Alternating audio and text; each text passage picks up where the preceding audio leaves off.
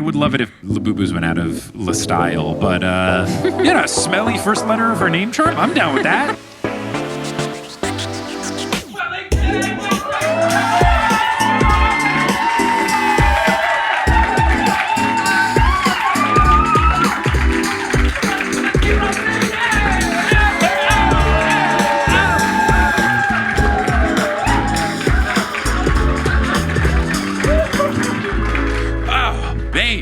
Wellington, New Zealand, what is good?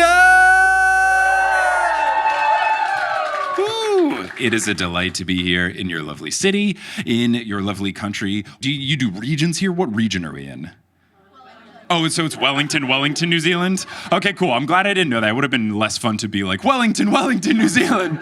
You're like, why is he repeating himself? Well, it's a delight to be in Wellington. My first time ever. Tried doing a live show here last time around. It just didn't work out, but it was a priority to make sure that we can make the show happen. And it's on the books and it's here. And not only is it on the books, but we're with the books. When I saw there was a venue where the whole backdrop was books, I was like, oh my God, it's perfect. The stars have aligned and here we are. So I'm so stoked to be here. You have a lovely town. It's been a delight going all around. We did the big windmill hike. That was cool. We have eaten a bunch of delicious food. We have been going all around. We have more plans for later, so it's so much fun to be here. This morning, we did the Weta Workshop tour as well, so Kelly has ascended into heaven. That's why she's not on stage with us right now. It was very fun, and my favorite part of it was, I don't know if anyone has done the thing, but Weta Workshops, they do the Lord of the Rings and a bunch of other visual effects and stuff. And when you're in on the tour, they have this big screen early on with all of the movies they've worked on, and there's just tons and tons and tons. And the tour guide is like, are there any here that stick out to you that feel like they don't make sense? And I clocked immediately that there was a Fast and Furious movie on the list. And I was like, hold on. And before I could even say it, the guest was like, most people ask us about Fast and Furious 7. And I was like, yeah, what? And apparently, the Weta Workshop people did if anyone's caught up on the Fast and Furious film franchise, if they've listened to The Last and the Curious with me and Eric Hamilton Schneider, we might have to do a bonus episode just about this fun fact, which is they did the exploding house in the 7th film. Spoiler alert, but there is a house that blows up, and Weta Workshops did like the miniature house that explodes. I didn't meet the guy that did the explosions, but I did meet, they have one of the people on the Weta team who does miniatures and stuff, and he did other explosions that they've worked on, which is cool. So I was nerding out with him about explosions. This guy in particular did all of the breakaway stuff for the Matrix films. So if you've ever watched the Matrix films and, like there's that one scene in the lobby where they're shooting and everything is going everywhere, I met that guy. He was so nice. He was great. So it was a very fun time. I was very excited. I also learned that there is a Fast and Furious children's show called Fast and Furious Spy Racers. It's on Netflix. And I texted Eric about this because I was like, yo, we might have to make another episode. And he was like, oh, yeah. And he looked it up. He's like, there's 52 episodes of this TV show. I was like, we might have to make a lot of new episodes. But we are not here to do The Last and the Curious. We're here to do the newest Olympian. And I am very excited because these chapters are super fun. We meet a fun new friend towards the end of them. So let's get right into it. And speaking of fun new friends, we have a guest for the show. Obviously, I'm never on this journey alone. I'm always joined by a special guest. And for this particular show, we have a local guest. So it's not just someone, it is New Zealand's own Cara Yap. Make some noise for Cara! Hello, hello, hello. Thank you, I'll take that. Thank you. Appreciate it. How's it going? Good. Kia ora te whanganui tara. Oh, the full one. Okay. Yes. This is a good question because I've been getting a lot of emails that say Kia ora, which I'm assuming is hello, but I'm sure it translates to something more directly. What does Kia ora more directly translate to? Very literally, ora is got to do with health. So good health to you. Okay, but cool. more generally, you just use it as a greeting, hello. Uh-huh. And then what was the longer version that you just dropped? That was Wellington City in Māori. Whoa. Yeah. Oh, so you said Kia ora. Good health, Wellington City. Yeah, basically. But what is Wellington City's? Te whanganui tara. It's very long. That's way cooler than Wellington. I would say no Yeah. disrespect to whoever Wellington is, but I'm sure that guy probably sucked. I'm sure he did terrible, horrible things. Yeah. So maybe much disrespect to him. But on a more, I guess, similar but less joking note, you wanted to start us off with a yes. Cara Yap, yes? Yes, I thought Amazing. that'd be nice to do. So for probably the podcast people listening. they Sure, won't know yeah. what Everyone in this room karakia is like, we get it. And then everyone at Yeah. home is like, what? Yeah, karakia in Maori culture here in New Zealand is, I guess, a prayer that we use to open and close spaces like meetings and school and whatever. It's just, the Maori culture. It's not like specific to a religion or anything. Sure. So, yeah. So if we could bow our heads, and if anyone wants to join in, feel free. Whakataka te hau ki te uru, whakataka te hau ki te tonga, kia mā kina kina ki uta, kia mā tada ki tai, e hi ake ana te atakura, he tio, he huka, he hohu, ti he Māori ora. Yeah. Thank you so much. Yeah, roughly I won't read the whole translation, but Sure. something about like winds from the west, winds from the south, and just like the Maori culture is very like connected to nature as we are here in Aotearoa. So That's great. Thank you so much. Is this the same kind of thing that the sports teams will do when they do the haka? Should we have been hakaing? That's more of their battle cry Right. for war stuff. Yeah. They would use it to like scare their opponents, but this is more of Yeah, we don't need to scare everybody, Yeah. especially at the Books podcast. I think we're good. Before we get into the books of it all, though, since this is your first time on the show, how did you come to find the Percy Jackson books and the Heroes of Olympus books as well? I'm 19, so like the books came out like I don't know, I was still you were too. Oh no, you were too young for the books. Oh no. yeah. I mean, on the pod one time you said, did you graduate high school in 2012? 20. I'm older than that. I graduated in 2010. Oh, okay. Because I started primary school in 2012, and I found that kind of funny. Yeah. Let me just do. I'll just stretch my knees while you explain Yeah. how you found these books. Yeah. Okay. So been a big reader when I was little. I got into Harry Potter, as a lot of people do, and then I heard about like probably people at school talked about Percy Jackson, like another sort of fantasy book, and so here it's year 7. I think for you it would be grade 6, maybe. Sure. Yeah. Why not? I know different countries do different things, but we had a book report, and Percy Jackson was on the list, and Lightning Thief, and I was like, oh, I should give it a read, and then it just really took off from there. That's awesome. Yeah. And then here's almost, was it just you continued on reading? Yeah. Okay. Yeah, and then the pod, I want to give a special shout out to my friend Ellie in the crowd. Yay! Woo! Yeah, she introduced me to the pod when it started in 2021. So we listened together for my birthday. She bought the live stream. We watched it in my uni room. So Oh, that was cool. fun. Which live stream was it? The Mark of Athena end chapters. Oh, the Yeah. Mark of Athena ending one. Oh, so Yes. the I've read the plot twist out Yeah, loud. Yeah. that Okay, one. sweet. I hope you serve. So what did you watch it live or after? What time was it After. here? Okay, after. After. So We you didn't have picked to it deal at a with the very strange technical difficulties. I was so stressed. It was Yeah. not good. Yeah. Not what you want. It was terrifying. But anyway, we're here for a not terrifying time where the vibes are fantastic. Electric vibes here. Things are going to be great. Prompt crowd. We started the show 10 minutes early because the team here was just like, everyone's here. We're like, let's go. Why not? Let's just do it. Yeah. So we're going to open up with chapter 22, which is called Annabeth, but of course we will retitle it.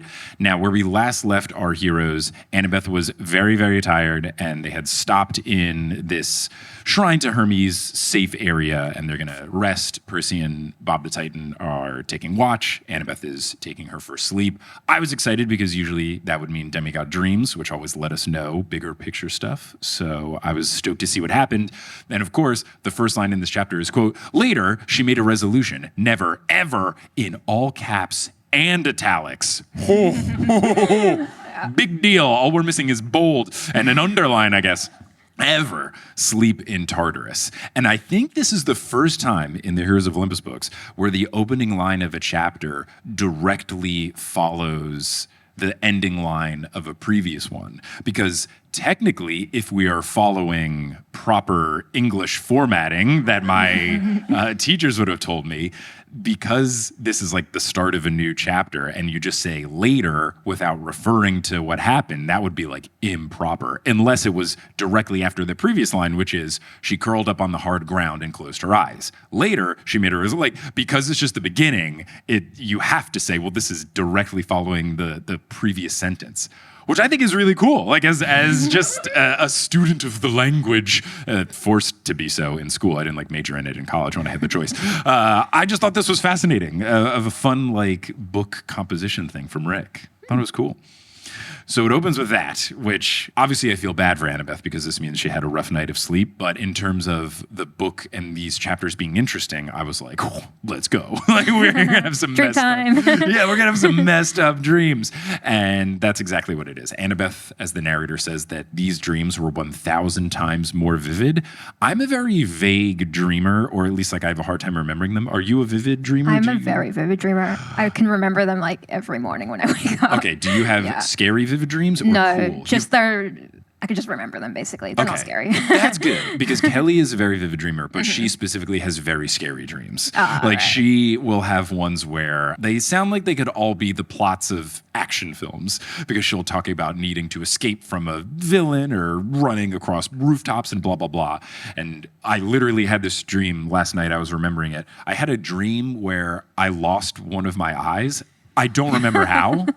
And then I remember looking in a mirror and my eye was still there. It was just like a little like deflated. Like it wasn't fully. It was fine. It was still there. And I was like, oh, cool. I didn't like fully lose it. And I don't remember anything else about the dream. I don't remember how I lost the eye. I don't remember if I could still see or not. It was just like slightly not perfect. That's 100% of it.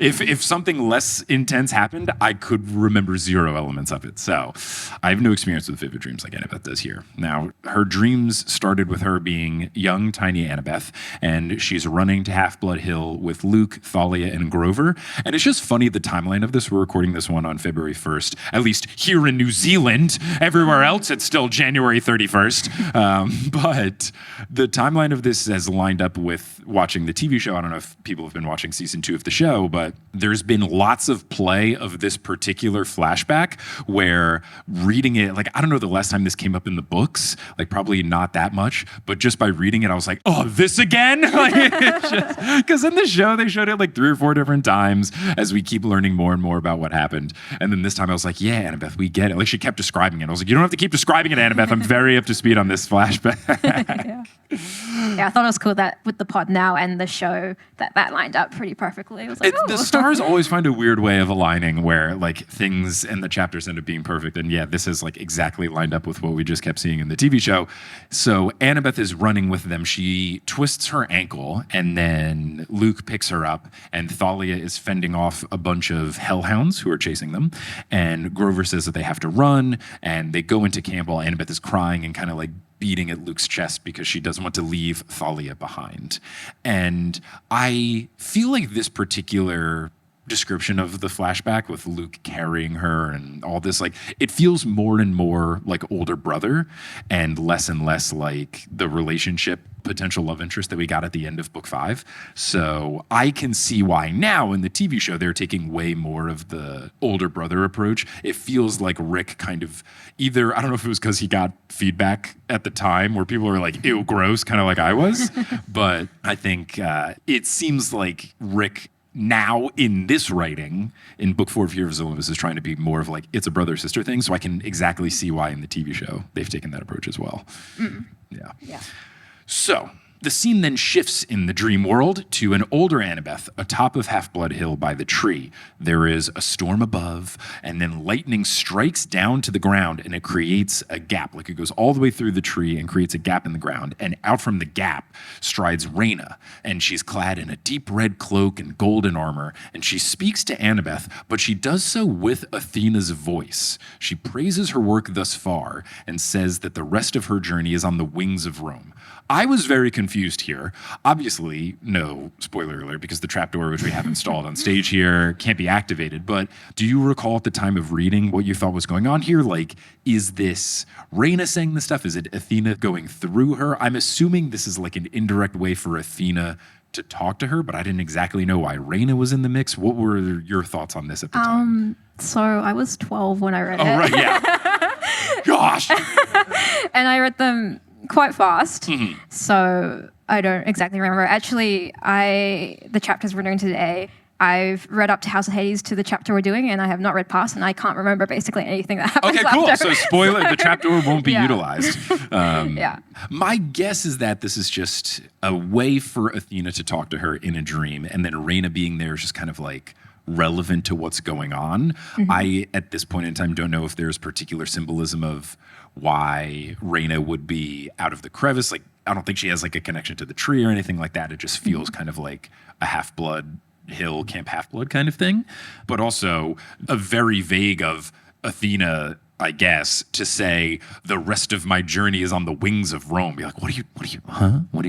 I don't know what that means. So Raina's eyes turn gray, but they turn gray with an E because my very legal PDF is the international version, meaning it's the British English version. So it's gray with an E, not gray with an A. What do you guys use here? Do you use gray with an A or gray with an E? Generally E, but yeah. But kind of both. Okay. This is the vibe that I had at the Brisbane show as well. I was told by the crowd that like mostly you default to British English, but you don't have to. And you can do American stuff, which feels very complicated.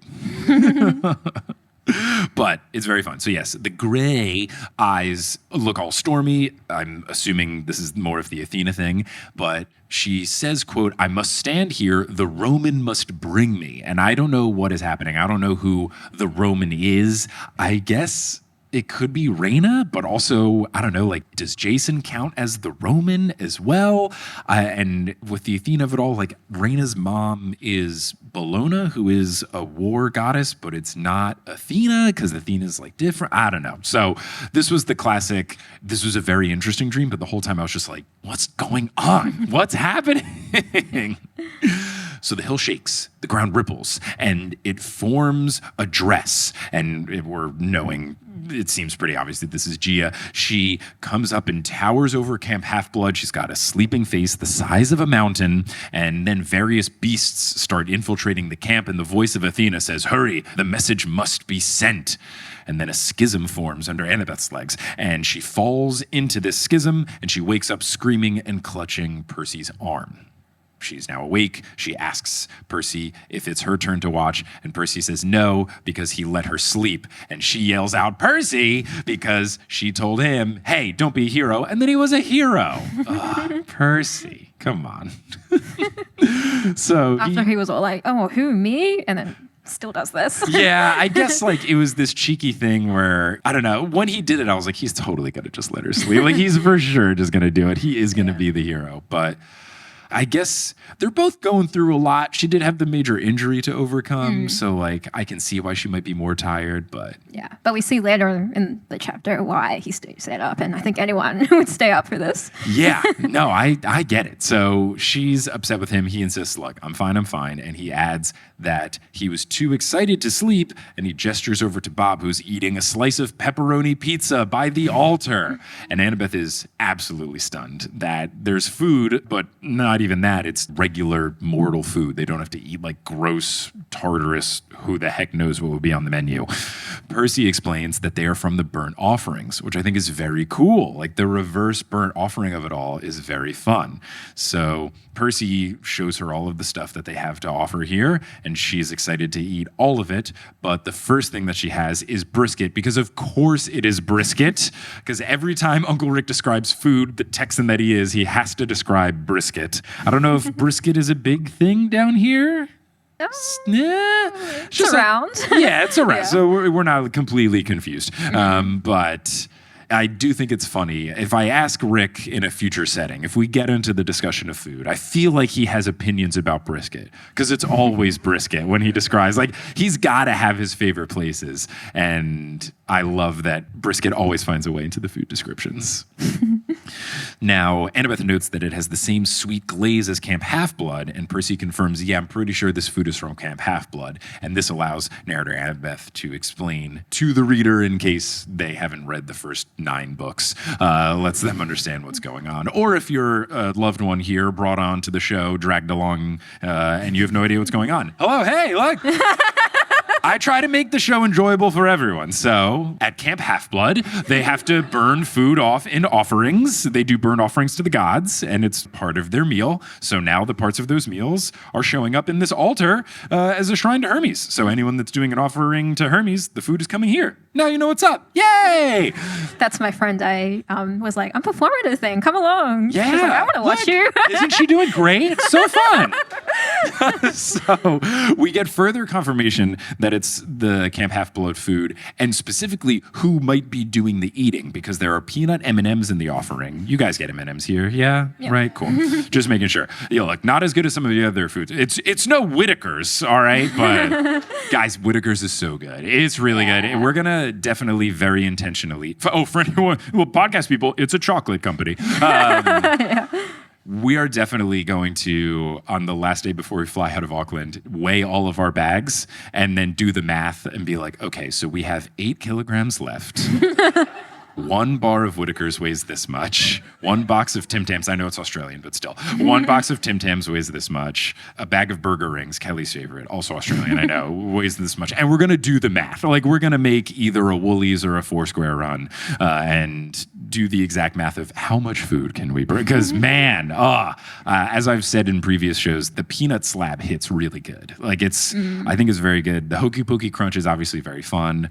One that we had recently, we had the dark chocolate with the mint in the middle. Really fun, really good. It's much better than all of our like dark chocolate mint stuff that we have in the US. So that's good. And then gosh, the Lewis Road Creamery chocolate milk. Oh my God. Before I left for the show, we have like a big thing of it in our fridge in our hotel at undisclosed location. And before we left, I was like, I gotta take a swig. Like, let's go. Yeah, gosh, it's so good. So anyway, there's peanut M&Ms in the offering, and Connor Stoll, one of the kids who's in the Hermes cabin, always has those at dinner. So that's giving them more and more of a clue that this is Camp Half-Blood food. And this gives Annabeth a glimmer of hope that mealtime at Camp Half-Blood seems to still be going on, so things can't be that bad. And Bob says that they should get moving as, quote, they will be here in a few minutes. And Annabeth instinctually grabs for her dagger, but unfortunately she doesn't have it. And Bob continues on saying that he thinks it's minutes, but he explains that time in Tartarus is tricky. And he's saying that, it might operate differently. And now I'm just even more worried because they're supposed to line up with our other friends on the other side of the doors of death. And I don't know if there's going to be a way where they figure out how to line it up, but like to make those two timelines merge, especially when time is weird in Tartarus, feels like a tall task. Yeah, it does. So Percy looks out. He doesn't see anything, but he knows that doesn't mean much because there's this dark, gloomy storm. And he asks Bob what baddies they should be prepared for. And Bob says he's not sure which ones, but he can sense that there are about half a dozen of them.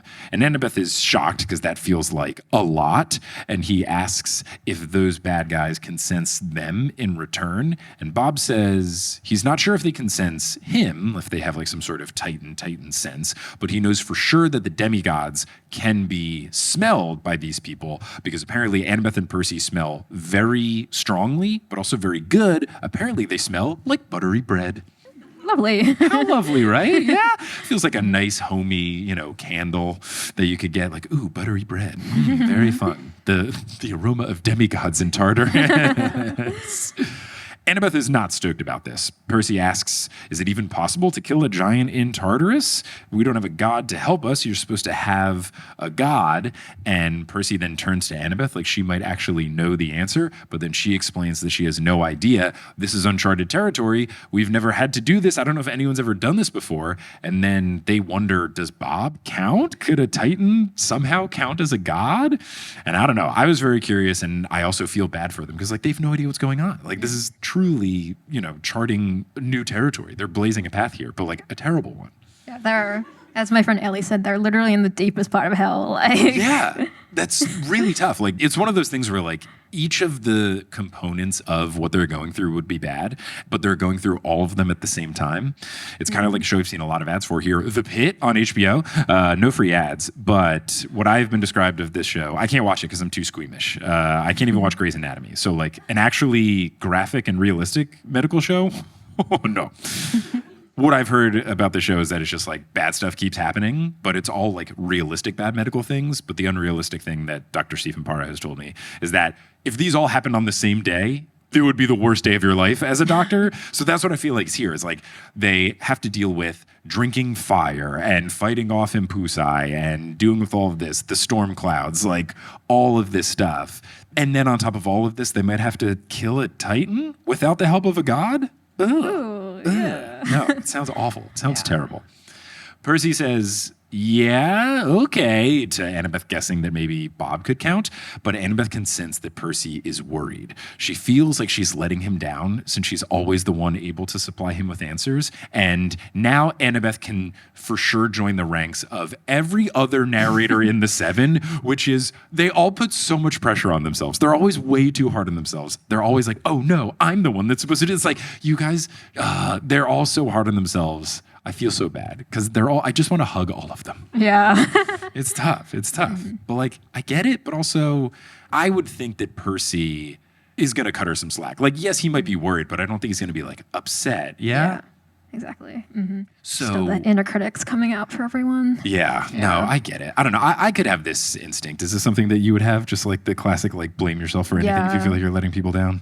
Yeah, I guess so. Yeah. It's common. I understand. But also, Annabeth, don't be so hard on yourself. Yeah. Don't be so hard on yourself. She is not sure of everything that goes around in Tartarus, but she is sure that they got to keep going because these bad guys are approaching. They got to get on the move. She asks Percy where are we headed now, and then Percy points to the storm and relays that Bob told him that the doors of death are that way. And Annabeth is shocked that Percy would tell him. She immediately lets us know as the narrator that she didn't mean to sound so harsh, but she is surprised and doesn't think that this is the wisest strategy. But Percy explains, I told you while you were sleeping, we do need a guide, and I think that we can trust Bob.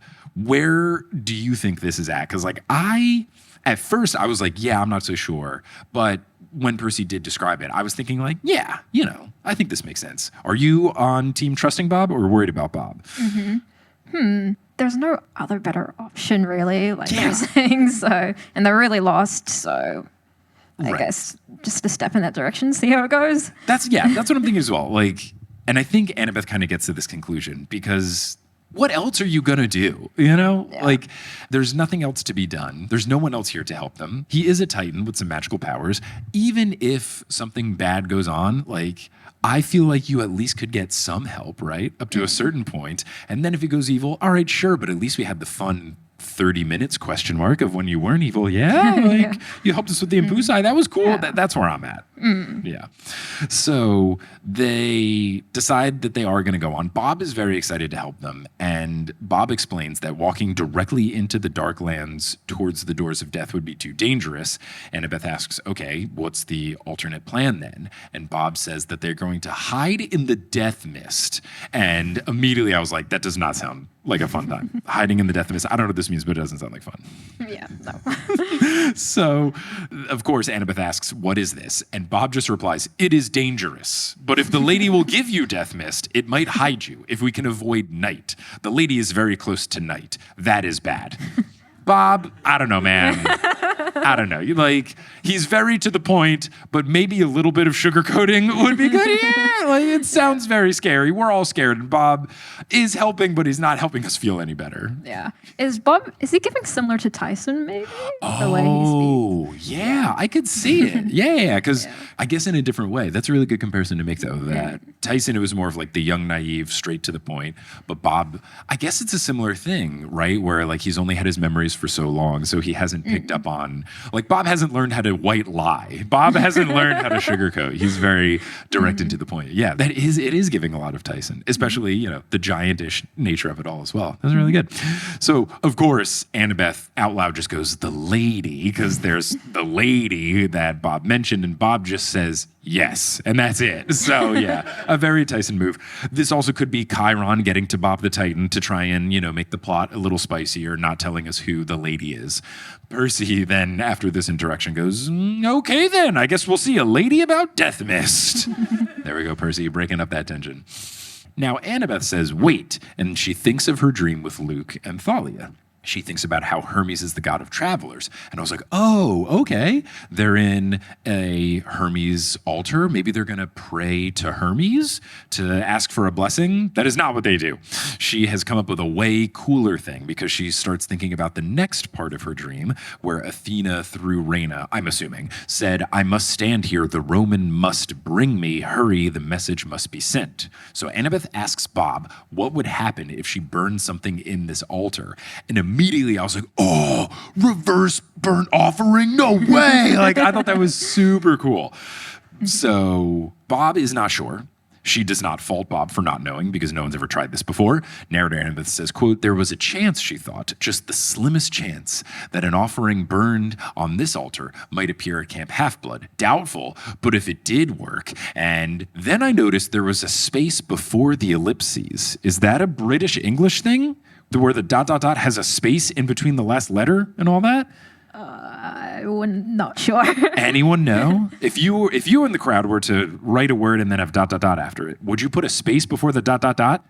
No. Okay. So that also could be the formatting of my Very Legal PDF. Because if there's anything that gets messed up in the Very Legal PDF, it is the syntax of little things like that. So that could be it. I did have this happen when I was in France. They were big where they would put the space before like an exclamation point, which just looks so wrong.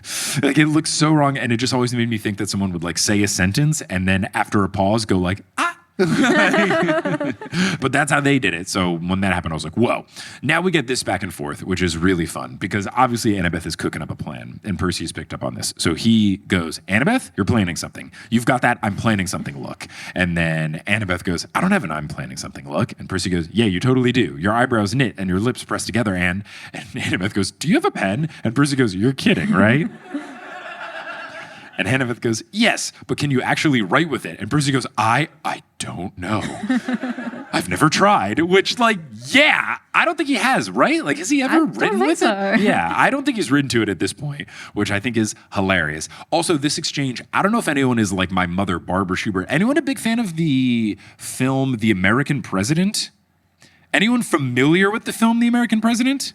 Anyone familiar with the TV show The West Wing? Okay, so The West Wing was made by Aaron Sorkin, and The American President was a film made by Aaron Sorkin that came out before, and it was kind of like a rough draft of The West Wing, where it was this thing where the government was run by people with brains, and people with consciences, and people who are nice, and Democrats that do anything.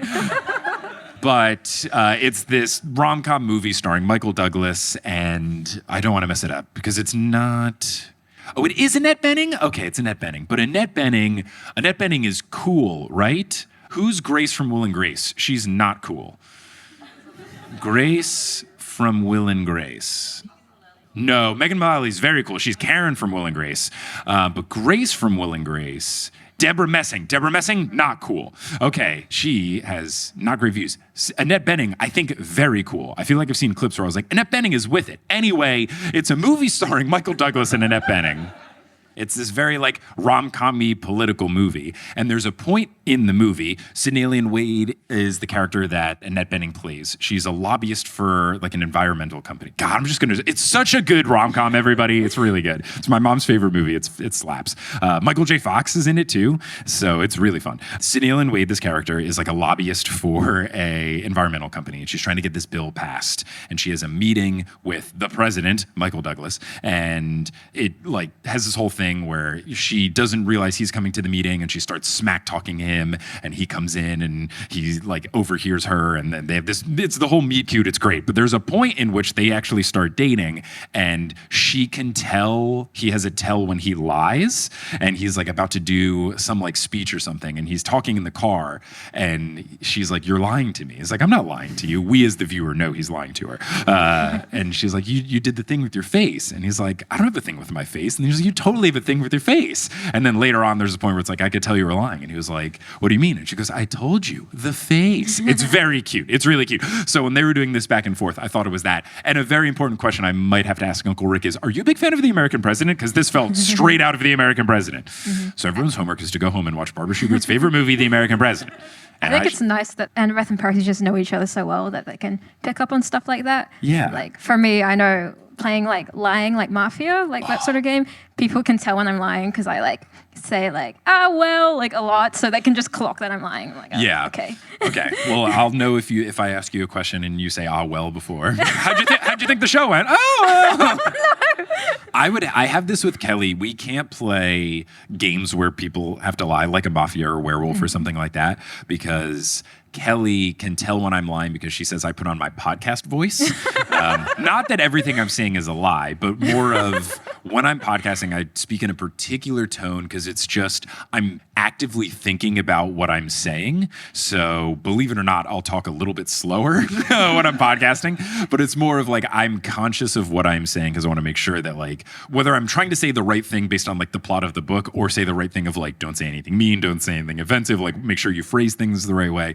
Like it's more of when I'm thinking about what I'm saying, I talk in a certain way. So if I'm lying, I'm thinking about what I'm saying. So Kelly instantly, and we'll play some of these games and I'll give a whole monologue about whatever. And then she'll just turn to the people. Like if we're on opposite teams, she'll just turn to be like, he's lying. And she gets it right 100% of the time. Never ever wrong. So yeah, I totally get it. So we either can't play these games or we have to be on the same team if it's a team-based one because she always can get it. She always can. But yeah, I think also similarly, it's so fun to see Percy and Annabeth have like cute coupley quirks because we didn't get a lot of that in like the whole series. Like, you know, the whole first 5 books, it's the whole will they, won't they. And then first book, Percy's not there of the sequel series. Second book, Annabeth's not there. Third book, they have too much to deal with. So it's cute to see them have these little like coupley moments, you know? You're right. They know each other so well that they have these little ticks that Percy picks up on. It's really cute. So now we're at the point where Percy says, I don't know, I've never used this as a pen before. And I think that's hilarious. So he uncaps it, and Annabeth thinks about how normally when Percy's fighting with it, he will just toss the cap aside, and then he has the sword, and then boom. And later on, when the sword comes back into his pocket, it reforms, and it has the cap. So the cap has never become an important thing. Annabeth, I don't know how she thought of this one, but she tells him, well, why don't you try taking the cap and putting it on the other end of the sword, like where you would put it if you were going to write. And talk about things I want to ask Uncle Rick. Like, obviously, he thought about this way later. There's no way he thought about this when he decided Percy will have a pen that can turn into a sword.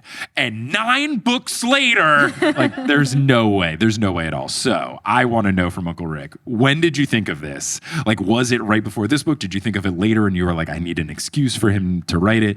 It's smart. Like, why not try it? So Annabeth suggests this. Percy does not look confident, but he's like, I guess I'll be a good boyfriend and throw her a bone and I'll try it. Sure enough, he tries it and it works. So he puts it on and the sword turns back into a pen. And then when it comes back into a pen, it's like the pen with the cap on the other side. And then Annabeth uses the pen on a flattened napkin that she took out of the reverse offering pile. And what's especially cool is that the ink glows celestial bronze. Ooh, very cool. Now, I think they had mentioned that it looked like a normal black ballpoint pen, but I think we can all give the magical sword pen a pass that if it's magic enough to turn into a sword, it can be magic enough where the ink looks black, but it comes out celestial bronze. I'll give it a pass.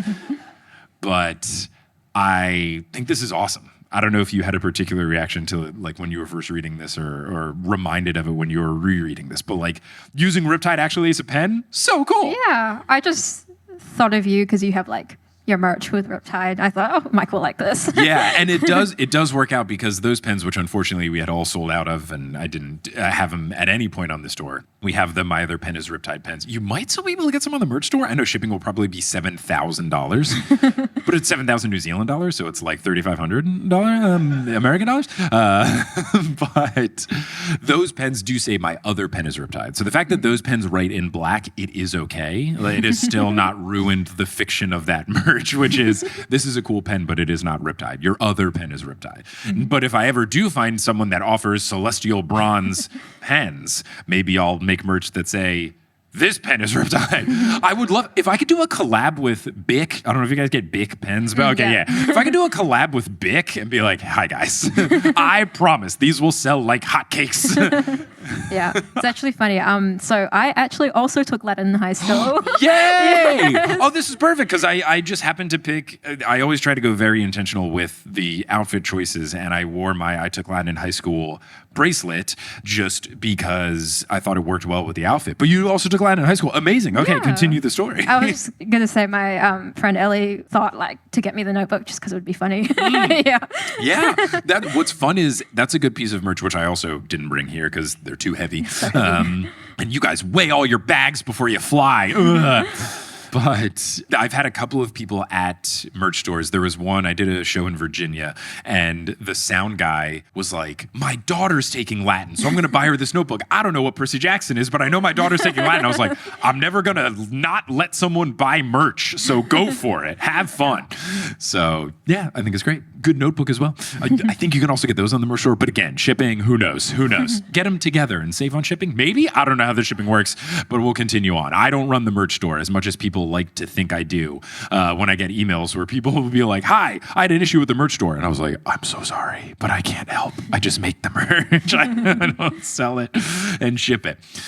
Anyway, Percy Jackson. So the pen actually works, which is very cool. So Percy asks Annabeth, okay, so what are you doing? And she says that she's going to send a message in hopes that Rachel Elizabeth Dare, our fun oracle friend, gets it. And Percy checks that she means their Rachel, because Annabeth just said Rachel. So Percy checks, you mean our Rachel? And she confirms, and then fights back a smile, because she knows that Percy always gets nervous talking about Rachel Elizabeth Dare, since there's this history where Percy and Annabeth like kind of maybe sort of almost had a thing, and Annabeth was jealous of her, but narrator Annabeth lets us know that jealousy is way in the past. We are so far past this. Beef has been squashed. Me and Rachel are super tight.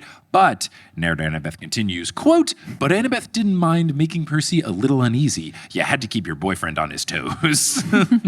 Which, sure, I guess, maybe if you're like dating in high school, I don't know. Like at a certain point when you're an adult, I don't think like playing games is really a thing to do. I don't know. But it's just a very fun, cute teenager-y note for her to do. And I think it's funny that she's doing this to Percy. So she writes a note. She then folds it and then writes on the outside, Connor, give this to Rachel. Not a prank. Don't be a moron. And of course, we don't learn what's inside the note. We just learn what's outside the note.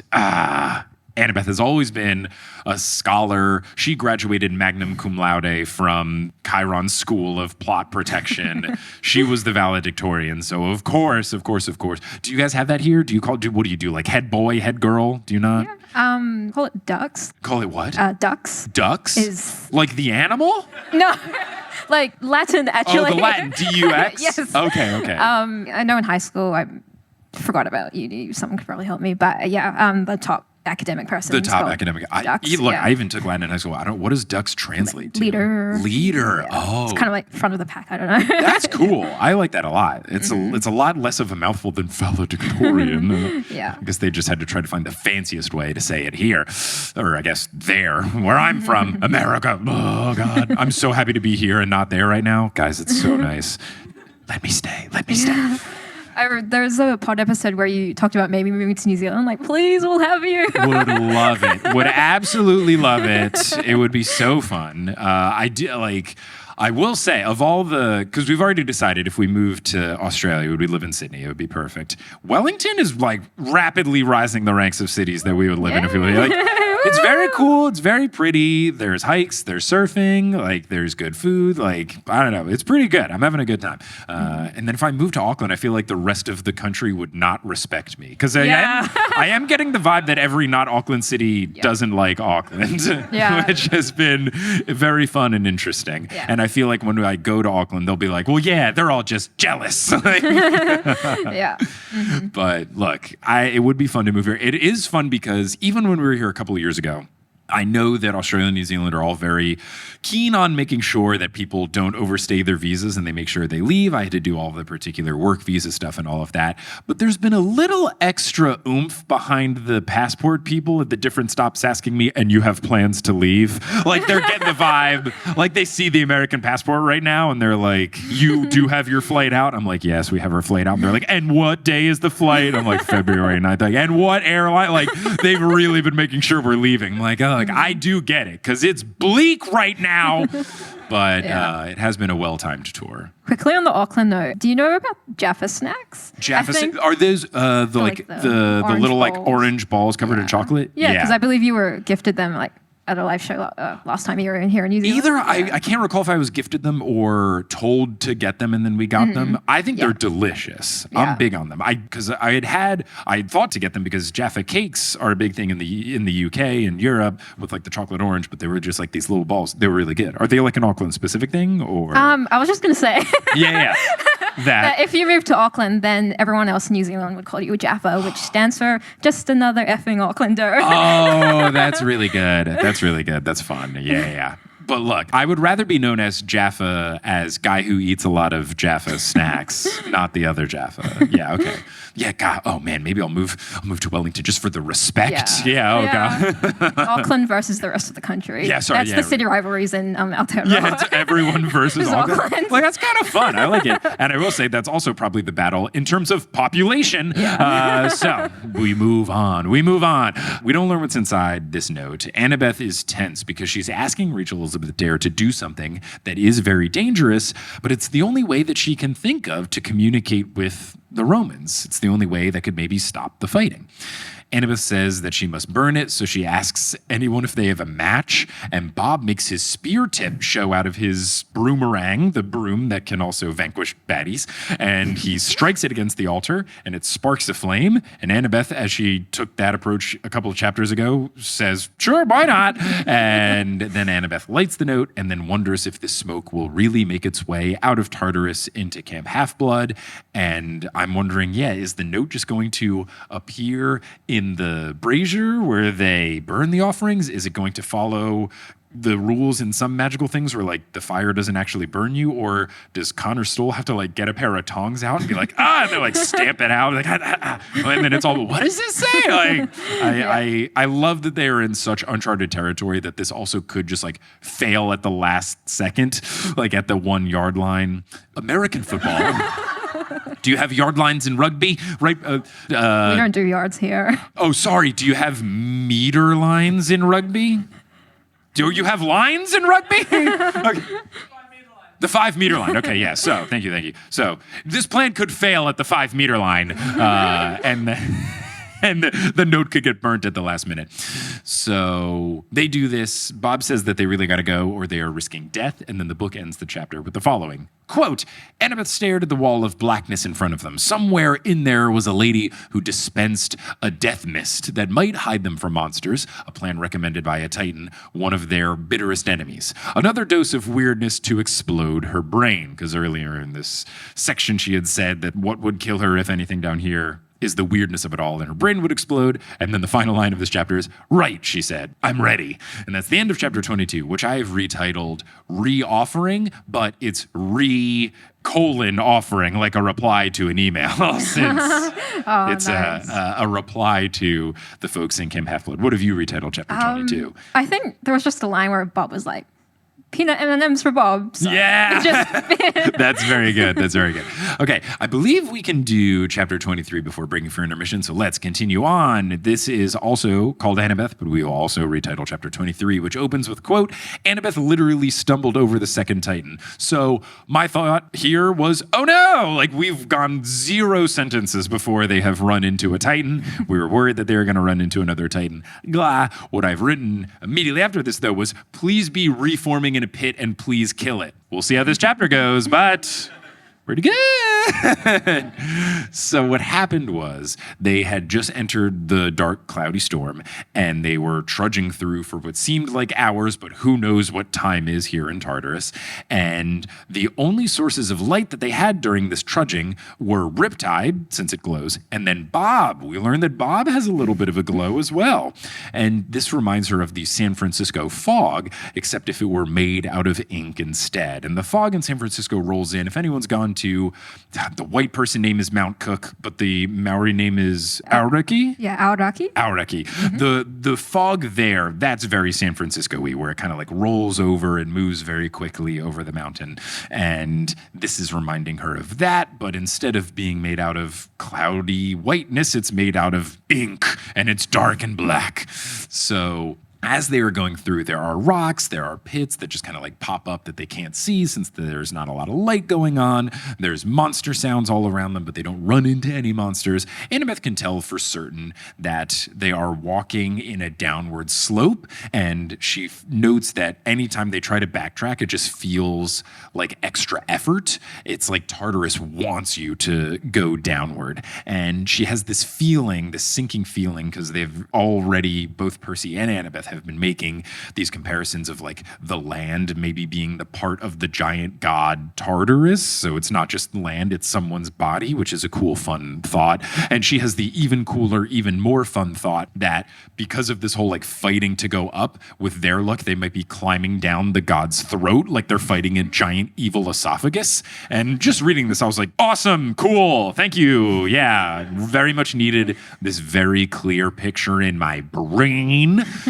Now, this thought distracts her enough that she didn't clock a ledge that they approached, but it was too late until she saw it. She falls into a pit, but thankfully, I guess, thankfully in quotes, it's mostly a monster blister, so these gooey pods where the monsters are reforming. I learned that in Weta Workshop, they made the goo in the Matrix, where the people reformed. They also, this guy, he made the ooze for Ivan Ooze in the first Power Rangers movie. He did that. So cool. Oh, he was like, for years, I was the ooze guy. And then he started making little models out of tinfoil, and he became the tinfoil guy. I was like, that's a huge upgrade over the ooze guy. So I guess, thankfully, in terms of it did break her fall. But unthankfully, though, she is face to face with a giant face, a Titan's face. So she screams and flails all around. And then Percy helps her up and asks if she's okay. She forces herself not to answer because she's afraid if she tries to speak, she'll just scream again, and that would be very undignified. I thought this was very funny, specifically with the undignified, like, okay, fancy Annabeth. You're like, oh, I have to be prim and proper. Like, I don't know. All pleasantries are out the door here. We're in Tartarus. Yeah. Like, if you're scared, I feel like everyone would be like, yeah, dude, you're in Tartarus. So Annabeth and Percy can instantly tell which Titan it is. It's Hyperion. And we met Hyperion in the 5th book in the main series, the Sun Titan, I guess. He's got the armor, he's glowing, he has heat powers and stuff. He's basically fully formed, armor included in everything. He is radiating heat. And Annabeth feels a twinge of pain in her shoulder, remembering the battle that took place in Central Park. She got hit in the shoulder with like the poison arrow or the poison whatever. And Percy, in this fight, it was the first time he summoned a hurricane, and narrator Annabeth basically says, like, I'll never forget that. She was very swoony about it then, and still she's like, all right, my boyfriend can make hurricanes appear. How cool.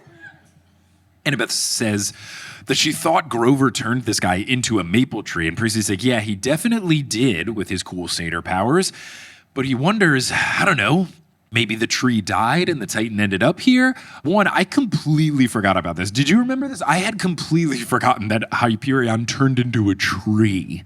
Honestly, I forgot about Hyperion at all. Oh, it all together. Okay, look, that makes sense. You had other things going on when you were 12. You were figuring out...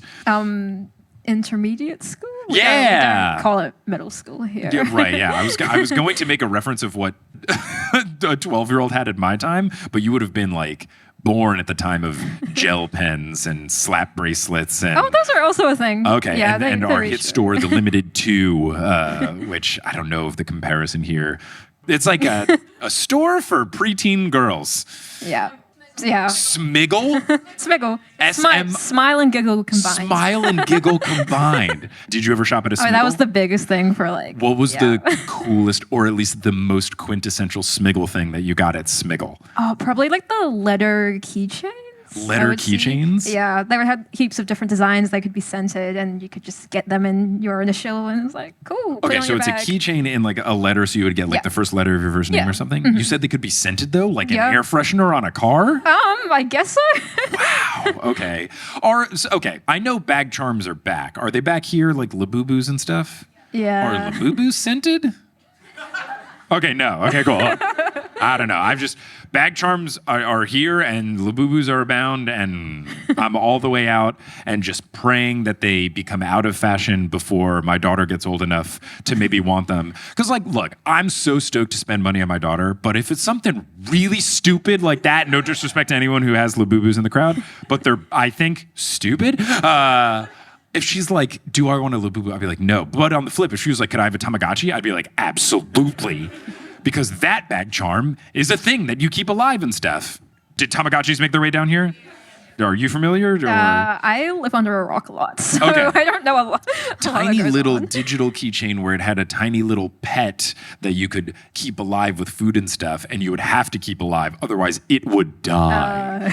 Cool, fun toy for children, and then parents always would get stuck with it because you would never be able to bring it to school. Schools wouldn't let you. So then the parent would get home stuck feeding the Tamagotchi so that it wouldn't literally poop itself to death, because they would poop and you'd have to flush the poop, and if it had too much poop, it would make a giant poop, and if there was too much, it would die from suffocating on the poop. Oh. Toys are so fun. Things are great. Anyway, I would love it if Labubus went out of La Style, but a smelly first letter of her name charm, I'm down with that. So yeah, are Smiggles still around? They are. Okay, I don't know that the Limited 2 is still around, but Smiggle still being around. Might have to see a Smiggle. I'm guessing they'd be in like the mall? Yeah. Okay. We'll have to investigate. Maybe we'll go to Smiggle. Yeah. So where were we? Percy Jackson. My second question, being reminded of this, is where's Grover? Where is our fun satyr friend who's been gone for the past 4 books?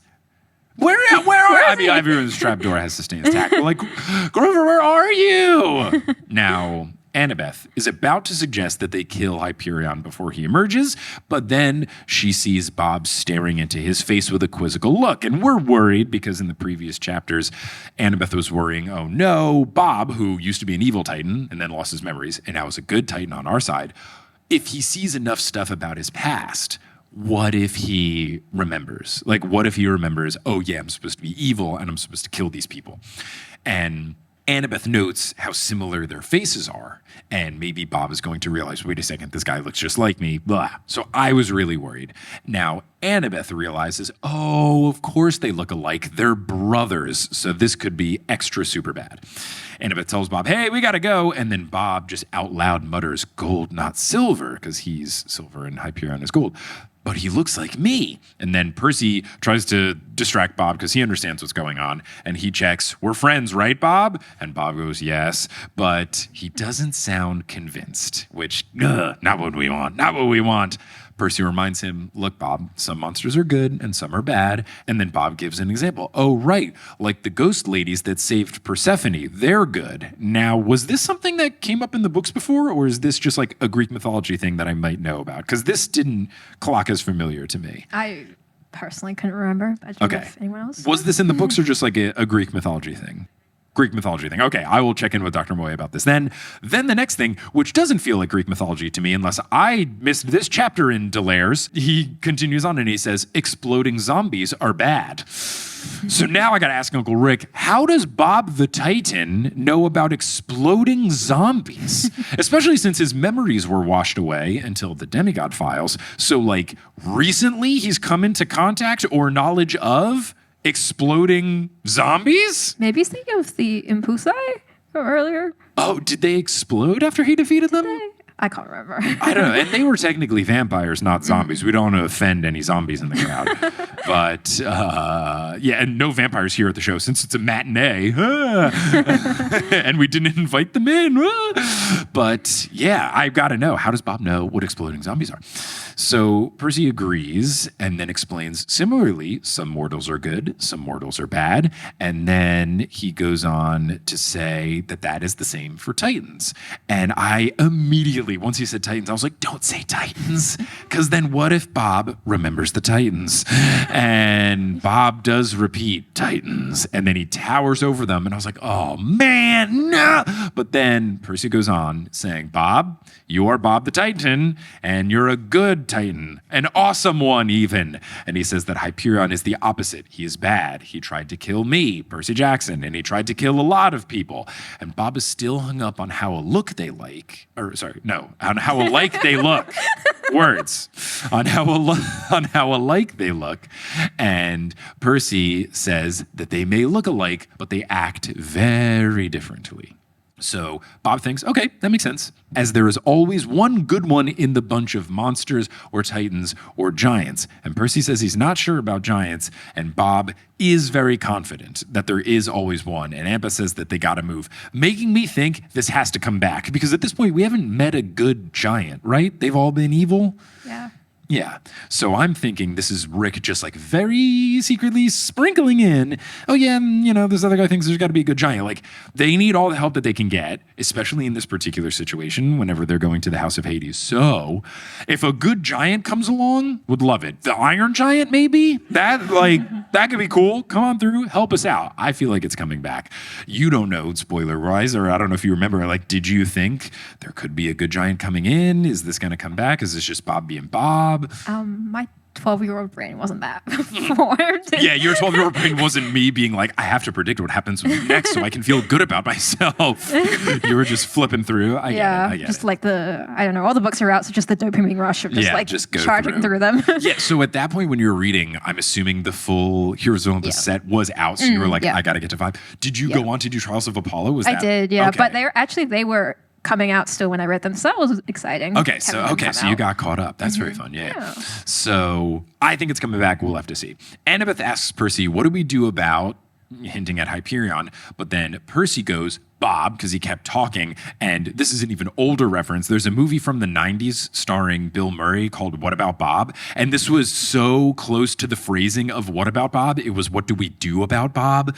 And that's a movie that I was even too young for, but I know of its existence. And oh wow, double Richard Dreyfuss mention on the pod because he's the villain in The American President. He's Bob Rumford, and he's this guy where he's his tagline, "I'm Bob Rumford and I'm running for president." He's this crotchety Republican, and then he is Bill Murray's therapist in What About Bob, which is this movie that I don't think it's aged well because the whole joke is ha ha ha, he has to go to therapy. I'm sure there's still funny bits in it because it's Bill Murray being a goof, but I'm sure there's no way that a late 90s movie about a guy going to a therapist has aged well. It's just impossible, but maybe there's still some good bits. I'm not sure. I have not seen it since I was a child and I've forgotten everything about it. But anyway, What About Bob? So close to being referenced. Maybe Uncle Rick was a fan of the film What About Bob? But anyway, Percy Jackson and Annabeth asks Percy, what do we do about Hyperion? But then Percy goes, Bob, it's your call. And Bob takes out the broom boomerang, turns it into a spear, and then slashes, not our demigod friends, but the blister. And he just poofs into dust. He is gone. And Bob says that he did it because Hyperion is bad. But he is teary-eyed. He did grasp, I did maybe kill someone close to me. So a complex situation going on with our friend Bob the Titan. Percy thanks him. And then narrator Annabeth is very surprised and says, how was he, Percy, keeping his cool? The way he talked to Bob left Annabeth awestruck and maybe a little uneasy too. If Percy had been serious about leaving the choice to Bob, then she didn't like how much he trusted the Titan. If he'd been manipulating Bob into making that choice, well then, Annabeth was stunned that Percy could be so calculating. I don't know what he's at. I feel like, given Percy, it's just him trusting. I don't think Percy's, that's where you were at? Yeah. The trusting Percy? Because he feels like ride or die for friends and then the opposite of trust for enemies. And his fatal flaw was, always trying to go with friends. And I feel like that would sometimes lead into the trustworthiness angle of it all as well. So that's where I was at. So you're on the same page. Yeah, him being that calculating, I was like, oh, he's not that smart. Yeah, it doesn't feel like a Percy move. So then the book ends this chapter with the following, quote, he met her eyes, but she couldn't read his expression. That bothered her too. We better keep going, he said. She and Percy followed Bob, the golden mud flecks from Hyperion's burst bubble glowing on his janitor's uniform. And that's the end of chapter 23. Bit of a somber note, but I have retitled it, We Stop the Sun from Rising. Oh. Okay, good. I did feel pretty good about it. I was like, I love that the two angles I usually go are like stupid pun or ooh. What have you retitled? Chapter I couldn't 23? think of one for this. It was a bit Think of too like one. somber. Too somber, like on the vibes. Okay, then Yeah. we'll end it on my ooh. But that's the end of the chapter. That's the end of this portion of the episode for now. If you are listening to the podcast after the fact, so let's all say goodbye to the podcast people. Goodbye, podcast people. Hello and welcome to the House of Headlines, New York City, Midtown Manhattan edition. How's it going, everyone? This is Mike. You might recognize me from the News Olympian. And if you are a patron of the News Olympian, this is nothing new to you because this is how I do the director's commentaries. I talk behind the scenes in the episodes and just throw my phone on voice memo mode while I'm walking. But I'm giving a little director's commentary style sights and sounds, but it's only sounds because it's an audio medium style version of the mid-roll right here because I'm in transit. I am making my way from New York to New Jersey to catch up with an old friend and see a comedy show in my hometown in Central Jersey.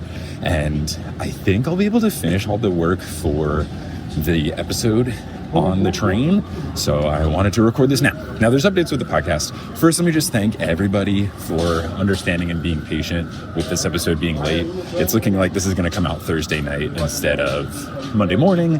I really do appreciate it. Just a combo of tour and tax day and some other events happening in mid-April. I was just really swamped and just been a whole lot, and tax day has a very strict deadline, and my taxes are not fun. And I, much like I try to do with Disney, I don't want to get in trouble with the IRS. So I took it really seriously and I wanted to make sure I had everything locked and loaded and good to go before the April 15 deadline. So thank you, everyone, for understanding and being patient. My taxes are so unfun. You think yours are fun? Come check mine out. It's so horrendous. But what's not horrendous is this podcast and the updates that we got coming for it. So as far as the things on the nearest horizon, we've got live shows. We've got 3 coming up, and the first of those 3, anybody can attend because we are live streaming the show. So on April 20th at 7 p.m. Eastern Time, we'll be doing a show in Atlanta, Georgia. We're going to be covering chapters 35 and 36 of the House of Hades. I've been told that chapter 36 is very important. I don't know exactly what goes down. I might have a little guess, but we are streaming that. And the guest for that show is going to be Ashley Latimer, who you might remember as Nick's Thief, ran the social media accounts for the Lightning Thief musical, and then later Rick Riordan himself. And now she's an author. She's got 2 books out. I'm very excited. She's been on the pod a couple times. So stoked to have her back on the pod. And I'm really excited to live stream this show. I'm also very excited because the last time I did a show in Atlanta at this venue, it was really, really fun. So I'm excited for that kind of energy to be broadcast to wherever you are on the internet. So if you get the internet, you can attend the show. And you get a 7-day replay as well. So if that day and time doesn't work out for you, totally chill, because you get 7 days afterwards to watch it. You can watch it as many times as you want. You can split it up amongst multiple viewings. Just after you get a ticket, check your email for the relevant links, and then you'll be good to go. And if you are a patron of TNO, you get 20% off the ticket, whether that's live or replay.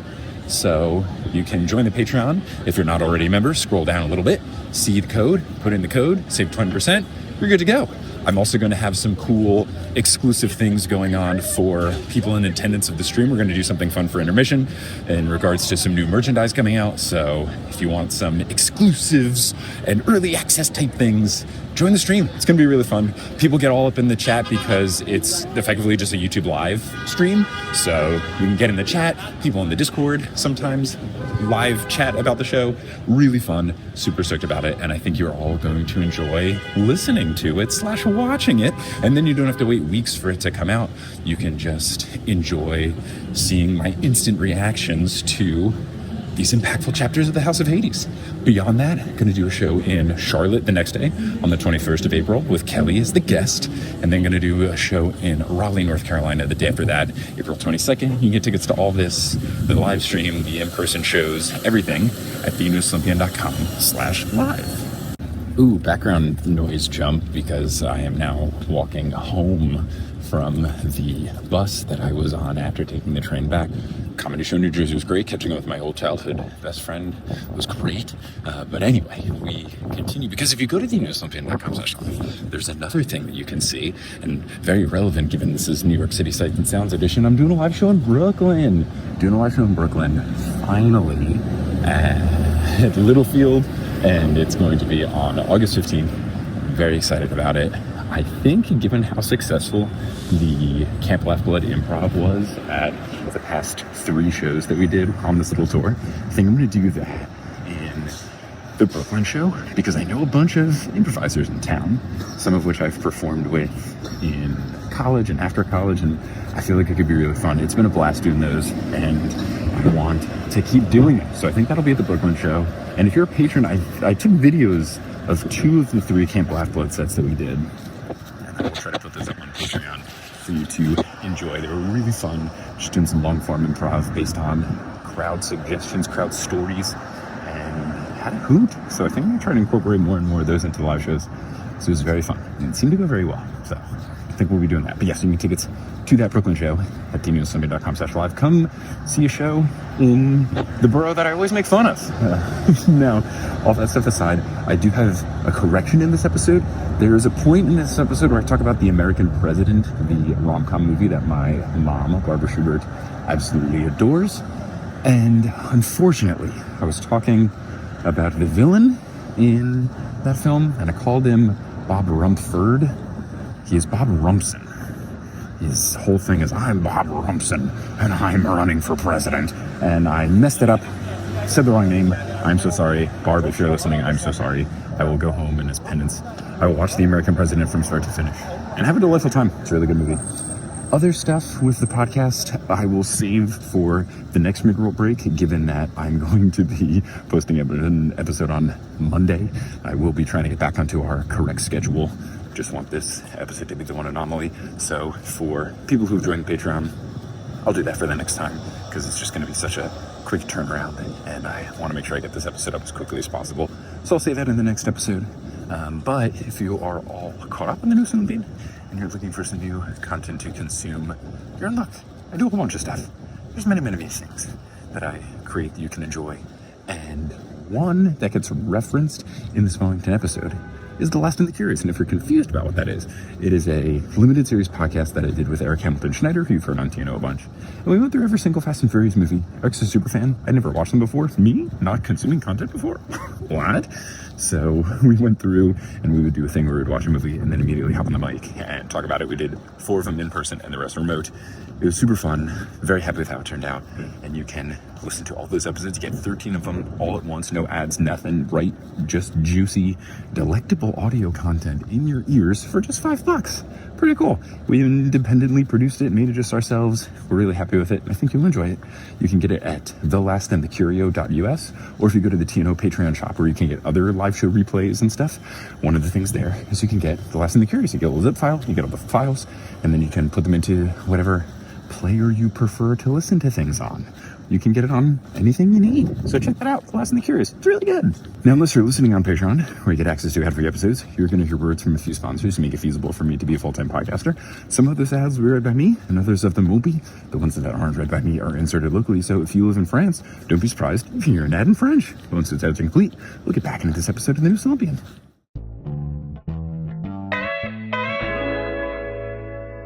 Alrighty, I hope we all had a good intermission. I missed you all so dearly. I am very excited to get into this next chapter for our new friend we're about to meet. Ooh! Yay. And then we will round out the show with some Q&A. So let's do chapter 24, which is called Annabeth, but of course we will retitle it Now this one opens with, quote, "After a while, Annabeth's feet felt like Titan mush. She marched along, following Bob, listening to the monotonous slosh of liquid in his cleaning bottle." And just Titan mush, monotonous slosh. This opening line just sonically felt delicious, but also a little gross, but delicious. I really enjoyed it. Did I forget my water bottle? Oh no. Cara, talk about how you like the opening lines of this chapter. Oh. Wait, what were they again? Oh, it's the sloshing, that's right. I couldn't hear anything you said. I just heard the laughter. That was great. What did you say? Oh, I forgot what they were. Amazing. Perfect. But no, the monotonous slosh of liquid in his cleaning bottle. I get it. It's one of those just like rhythmic sort of sounds for sure. Talk about slosh in a bottle. So she tells herself to stay alert, but she feels drained. She thinks just Tartarus is sapping the energy out of her. And she can tell that it's also sapping from her. Kelly, I like that you gave her a one noise policy. The baby can stay until she tries to participate. No one's allowed to talk at the live show. This is serious business. My own daughter is not an exception to the rule. I'm the one with the microphone. So anyway, Percy Jackson. It's draining her. She can tell that Percy's getting drained as well. And he is trying to cheer her up every now and then with, the little hand squeezes, the little jokes, the little check-ins, but she can tell he's not doing great. And then she thinks a grim thought. Percy dove into Tartarus to be with her. If he dies, it's on her. And she audibly tells herself to stop, saying, don't think about this. And because she just said stop out loud, Percy goes, what? And she explains that she's having bad thoughts. This place is messing with her brain, etc. I understand why she's doing it. And I understand that she's being too hard on herself, but she's also not wrong. It's a tough situation for sure. Mm-hmm. So Percy looks even more worried now after this little exchange, and he asks Bob where they're going. Bob says to the Death Mist lady, and Annabeth asks, okay, what does that mean? Who is she? And Bob says that naming her isn't advisable. And Annabeth, as the narrator lets us know, right, names have power, so she doesn't push back against Bob's instructions here. And she instead asks Bob, how much further do they need to go? And Bob says he's not sure. He says, we go until it gets darker, and then we go sideways. And of course, Annabeth is confused by this, so she just goes, naturally. Sideways, yeah, it's so unhelpful. What does that mean? Do they have to side? Do they have to literally shuffle side? I don't know. It's tough, but it seems like Bob knows what he's doing, so maybe it'll be okay. I don't know. Annabeth hopes that her message gets to Rachel Elizabeth Dare, but of course this negative voice in her head tells her that she's only put Rachel in danger. Even if Rachel gets the message, why would Raina trust her? So I don't know. I'm hopeful that Raina has a level head. She seems to have one. She understands the situation. Will she go the next step and help them? I don't know. But I feel like it could be okay. If there was ever someone to deliver the message well, I think Rachel Elizabeth Dare is a great candidate. So I think the plan is good. But who knows? We'll see. We will see. Your trapdoor's intact. Annabeth wants to shout in reply to the voice in her head, but she decides against it. Because losing your mind is one thing, but acting like you're losing your mind to a point in which people can tell you're losing your mind, that's another thing. Oh, we don't want to look like we're not doing well. Just want to quickly comment on the trapdoor. Comment is, I can't remember. So say again? I can't remember what happens with the Raina stuff. So. Oh, you can't remember? Okay, yeah. No. Look, no matter how the trapdoor stays intact, as long as it stays intact, is all we are really worried about here. Mm-hmm. But yeah, I'm intrigued to see where it goes. I'm hopeful for the plan, but I don't know. You never see. You never know the guarantee. Oh, did I leave my hairbrush back there too? Oh no. So caught up with my daughter hanging out in the green room. Having such a dang it. Blaming her? Oranges. What am I blaming her? I'm not saying. Feeding her oranges. Yeah, I know. It was a fun time in the green room. Kelly brought me a banana and an orange as a snack, and my daughter saw them and went, oh, banana, oranges. So I donated half of each to her because I'm a good father. Anyway, Percy Jackson. Bob stops them, and they sense something moving up ahead. Annabeth hears it and feels it as well. The vibrations, like an engine is running. Bob says that they should arrange themselves in a way where they are flanking it, ready to attack whatever this beast could be. And they do a 3, 2, 1 countdown, and Bob is ready with his spear, but then Annabeth yells for him to wait because she recognizes what it is. It's what we all saw coming, a calico kitten. Naturally, to quote Annabeth, the purring is so intense that it is shaking pebbles on the ground. So Annabeth thinks that something magical must be going on. This isn't just a regular house cat. This is a special cat of sorts. It leaps toward Annabeth, and even though Annabeth is thinking, this could be evil, this could be demonic, this could be attacking me, she just instinctually, because it's so darn cute, she picks it up and pets it. Now, other than it being a bit bony under the skin, it seems normal, so she's feeling good. Are you a pet person or a cat person? This is not what my reaction would have been to this beast. Oh, yeah. Didn't grow up pets. I have eczema, so fur makes me itchy, so unfortunately. But I actually really like animals. It was like the most heartbreaking thing. So do you end up like fighting through it and petting them anyway? Do you wear gloves? How do you approach this dichotomy? It's not too bad of an allergy, so I just wash my hands after. But Nice. Yeah. Okay, that's good. I also do not grow up with pets. So I am more of the I live in constant fear that I'm going to do something wrong if I pick up a pet. I'm of course going to do it, and then someone will be like, you can't hold cats that way, they'll die. Whatever it is. So I'm usually just very respectful petting, if anything. But if I was in the underworld, I don't know. I feel like I would just be like, bless you. I feel like I would just be like, okay. I would be keeping my distance. So she picks it up. It's super cute. Seems normal. She stammers through asking, how is this possible? Why is it here? How is this happening right now? And then the kitten nuzzles up on Bob's foot. Bob nervously checks, this is a good monster, right?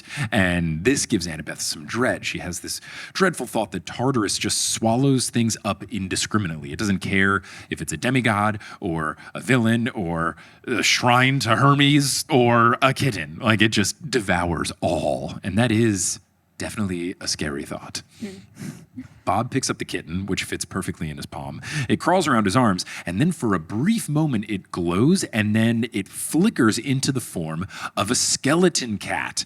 And Percy clocks it immediately as one from the Smithsonian. And I had 10,000% forgotten, not about the main scene where this is, but specifically the cat part. Did you remember what is about to get described? No, I forgot the whole scene. Okay, the whole scene. Oh, right. You were 12. You were worried about shopping at Smiggle. Yeah, right. You were like, oh no, what's what smelly letter keychain am I gonna get at Smiggle? So I had completely forgotten about this, but narrator Annabeth explains that in book 3, in The Titan's Curse, bless you again. Don't feel bad. Please sneeze if you have to sneeze. I just think it's funny. Annabeth, as the narrator, reminds us that in The Titan's Curse, Atlas, the big bad, said that his first attempt to raise the skeleton army went wrong. He was supposed to plant dragon's teeth to make the skeleton army rise. The first time around, he planted saber-toothed tiger teeth, and it instead made cats. And Percy had explained all this to Annabeth because Annabeth wasn't there in that portion of the book. And Percy's guess is that the servant who said they got rid of them maybe actually killed them, and that's how they are here in Tartarus. And Bob says it's very cute. Annabeth asks, but is it safe? And I was like, yes, Annabeth, asking the right questions about pets. But it is too late because Bob is already scratching its chin, and the cat clearly loves Bob, and Bob clearly loves the cat. And then Bob closes the case by saying, I will call him Small Bob. He is a good monster. Adorable. Oh, so cute. And I feel like I've had many different things of saying if you want to have a niche reference, underrated thing to name a pet of yours after a Percy Jackson thing. I do still stand by Riptide as a dog name being really cool, but I feel like naming your animal of choice Small Bob is so good. Because even separate from Percy Jackson stuff, if I met someone and they said, hello, this is my pet chinchilla, Small Bob, I'd be like, yeah, dude, what a name. Small anything, I never even thought of that as, having a descriptor in your pet's name is so funny. I don't know, this is I was going to say Stinky Pete, but that's the prospector from Toy Story 2. Like a descriptor and a pet name, I like it. I think Small Bob would be really fun. Kitten or otherwise, Small Bob. Delightful. So they continue on. Annabeth is looking at the kitten for distraction purposes. Makes her feel better than looking at the, terribleness all around them. And then after a bit, Bob says that they have arrived. This is where they go sideways, whatever that means. So narrator Annabeth says, quote, Annabeth couldn't tell if it was actually darker, but the air did seem colder and thicker, as if they'd stepped into a different microclimate. Again, she was reminded of San Francisco, where you could walk from one neighborhood to the next, and the temperature might drop 10 degrees. And that is a true fact. I don't know, is this like a Wellington thing as well? Like, does it vary from place to place? I know you've got the windy weather, but is this a phenomenon that takes place here? Overall, New Zealand just has very changeable weather. Okay. In general, but I think it feels the same-ish, yeah. I can see that like maybe being a similar vibe here. Just the whole San Francisco thing, like when I lived in the Bay Area, you would just always have to have some sort of jacket that could either zip up or button up on you, because at the drop of a dime, like at any instant, at the 5 meter line, like the weather could change. So I had a cardigan very similar to this that was gray when I lived in the Bay Area, and I would like always have it in my bag. And it's a fun fact that like the number one thing that they sell at gift stores and touristy shops in San Francisco is sweaters and hoodies and stuff, because tourists who don't know better think, oh, California, it's warm. And they don't realize they're not going to Los Angeles. They're going to San Francisco, which is an 8-hour drive north. So it's a completely different climate. And it's like once the sun sets, it gets super cold. So Annabeth saying this, when I read it, I was like, oh yeah, like she knows for sure. She knows what's up. Yeah, New Zealand similar is like you just have to pack like 1 to 3 layers because you never know when like the rain's just going to flip on and you need your rain jacket. And in Wellington, you cannot use an umbrella. So I went so long without an umbrella. I moved to Dunedin and I forgot how to use an umbrella because that's how long I'd gone without using an umbrella. When you say cannot, like legally or just like functionally? Well, like if you go to the rubbish bin, you'll just see heaps of umbrellas in there. Okay. Because the wind is just so strong that it just is physically impossible. It will snap. Yeah. That's fun. Okay. But when it rains, does it rain hard here or is it like drizzling? Sideways. It rains sideways. Oh no. So you would love an umbrella. But yeah, if you physically can't do it, that's funny. When I moved to Seattle in the US, it was no one used an umbrella, but it's because it's always this like light misty rain. So like you kind of don't need it. And if you do, you just look like a tourist. So I had friends who had lived there and they were like, just get a really good rain jacket. Don't get a umbrella. And I still have that rain jacket to this day. And I brought it on this trip. And it's been good because it also blocks the wind. So yeah, I can, that's funny. Just constant, I guess your version of that is you see an umbrella in the trash can, you go, tourists. We can tell who like the American cruise ship tourists are because they're all wearing ponchos, which we don't really wear. You don't do ponchos? We don't really do that. That's really fun. Yeah, ponchos, like, it is a good travel thing because you can just like put it in the bottom of a bag and then throw it out afterwards. Yeah. So, okay. So you don't use umbrella. Do you just like get wet? Is that just like the approach to rain in Wellington? You're just like, crap. Yeah, basically it's just the weather's bad. Yeah. Yeah, that's great. That's fun. I have noticed like definitely in Australia, a little bit here, the difference between I'm in the sun and I'm in the shade is wild. Like it is drastically different. Even if you're on, like we've been going to a lot of playgrounds with the little one. And even if it's like this part of the playground is under one of those awning things and this isn't, it's like, please, I hope she wants to do the thing that's under the awning where it's like the slide will be under the awning and the swings won't be. And she's like, swings. It's like, but what about the slide? Have we seen the slide? And then here, the thing Kelly and I we were on the hike to the windmill, like we said. And the big difference was like whether the wind was blocked or not blocked. Like it was drastically, I kept like taking on and off my jacket because it would be a portion where it was open. It's like, okay, windy, I'm kind of cool, I'm all right on, let me keep the jacket on. And then we get into like a tree thing where it's blocking the wind. It's like, it's so hot. So I was thankful to be able to like take it on and off and zip and unzip. So yeah, changing weather. We all know the weather, am I right? Annabeth continues. Again, she was reminded of San Francisco, where you could walk from one neighborhood to the next, and the temperature might drop 10 degrees. She wondered if the Titans had built their palace on Mount Tamalpais, because the Bay Area reminded them of Tartarus. And then that bums her out. She's like, oh man, I love the Bay Area. It's so gorgeous and beautiful. It would stink if the reason they made their palace here is because they saw this lovely place that I love and they thought, just like our evil Deathland. Perfect place to set up shop.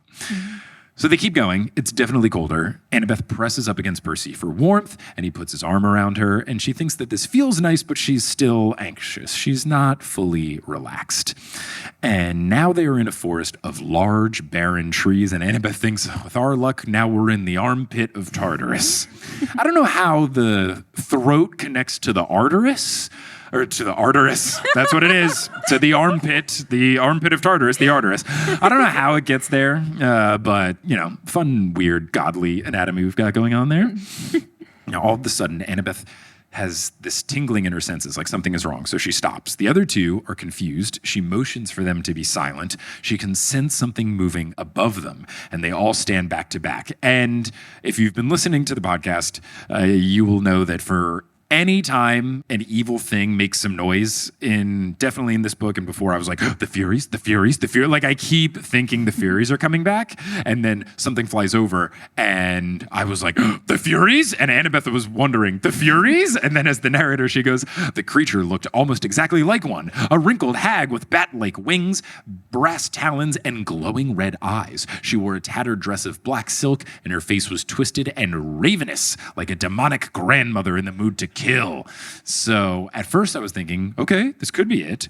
Then one drops in front of Bob and another drops in front of Percy. And I was like, that's the right number if it's the Furies. But then more show up. There are 6 in front of them on the ground. There's more above. And I was like, not the Furies. One day I'll get them.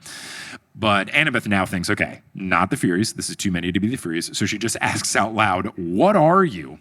And they say they are... My autocorrect has changed it to the Arai, but they are certainly not the Arai. It's the Arai, A-R-A-I. So they say the Arai, the curses. And are these the same people from the Demigod Files the last time they were with Bob the Titan? Oh, I'm not sure. Does anyone in the crowd know? Who are the things that Percy fought in the Demigod Files? It was really rough and his shoulder got all clawed up and stuff. No one knows, so I'll Google. I will, to be safe and spoiler-free, I would just say the Arai, Percy Jackson, and then, the Arai Demigod Files? 0 results. Oh, so it's somebody else, or this description isn't as good. In the Sword of Hades, who does Percy get all chewed up by? His shoulder gets all ripped up and stuff. Hey, it's Mike from the future here. Sherry had an update. She did some research, so editing Sherry, take it away. Okay, so I did look this up. The spirits in the Demigod Files Sword of Hades story that Percy's shoulder got attacked by were the Keres, spelled Keres.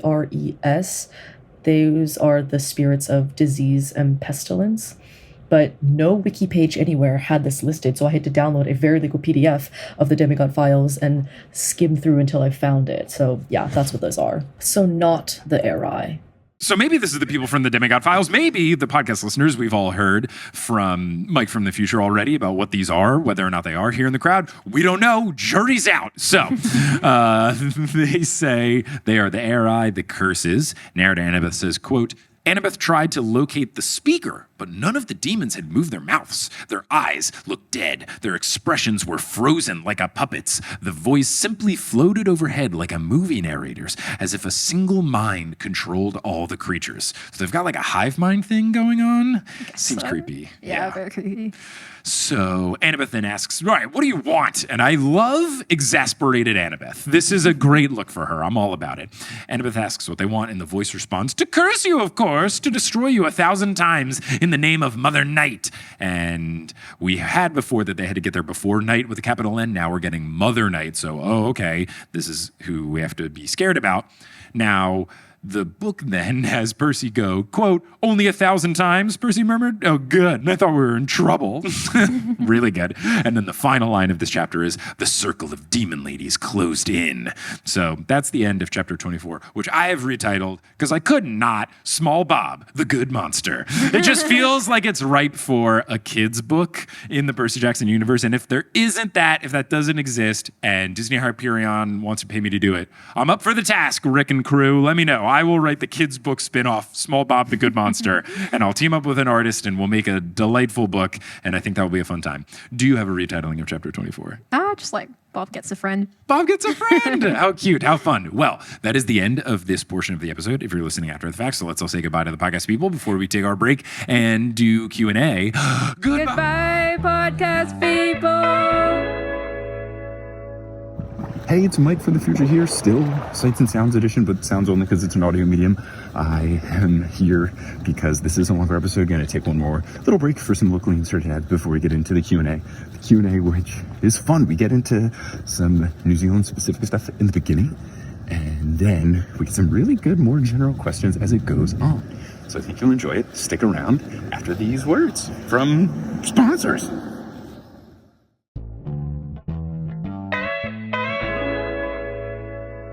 But if you're here live, we can do Q&A. Miguel, let's do Q&A! Woo!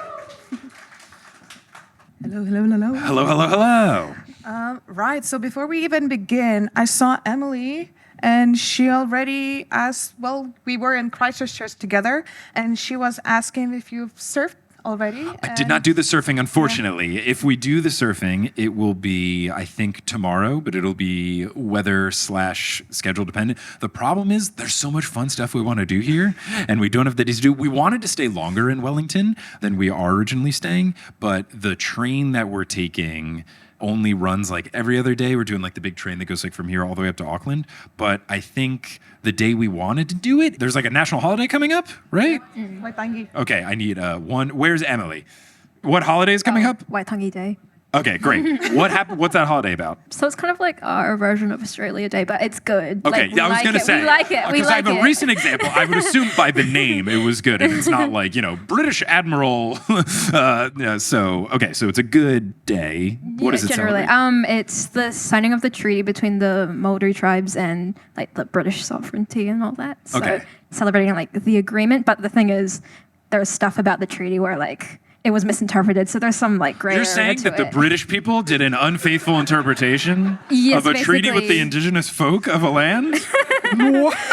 That's not like them at all. Yeah, because they could definitely speak Maori. Oh, God. Yeah, but it's basically it. Okay, cool. Well, yes, because of that, the train is not running, so we had to take it on the day that we're taking it up, so it cut our time short here. Just means we'll have to come back. But yes, hopefully I will be able to do the surfing. And if I'm not, it's because we were doing other cool stuff, so it won't be for a bad reason.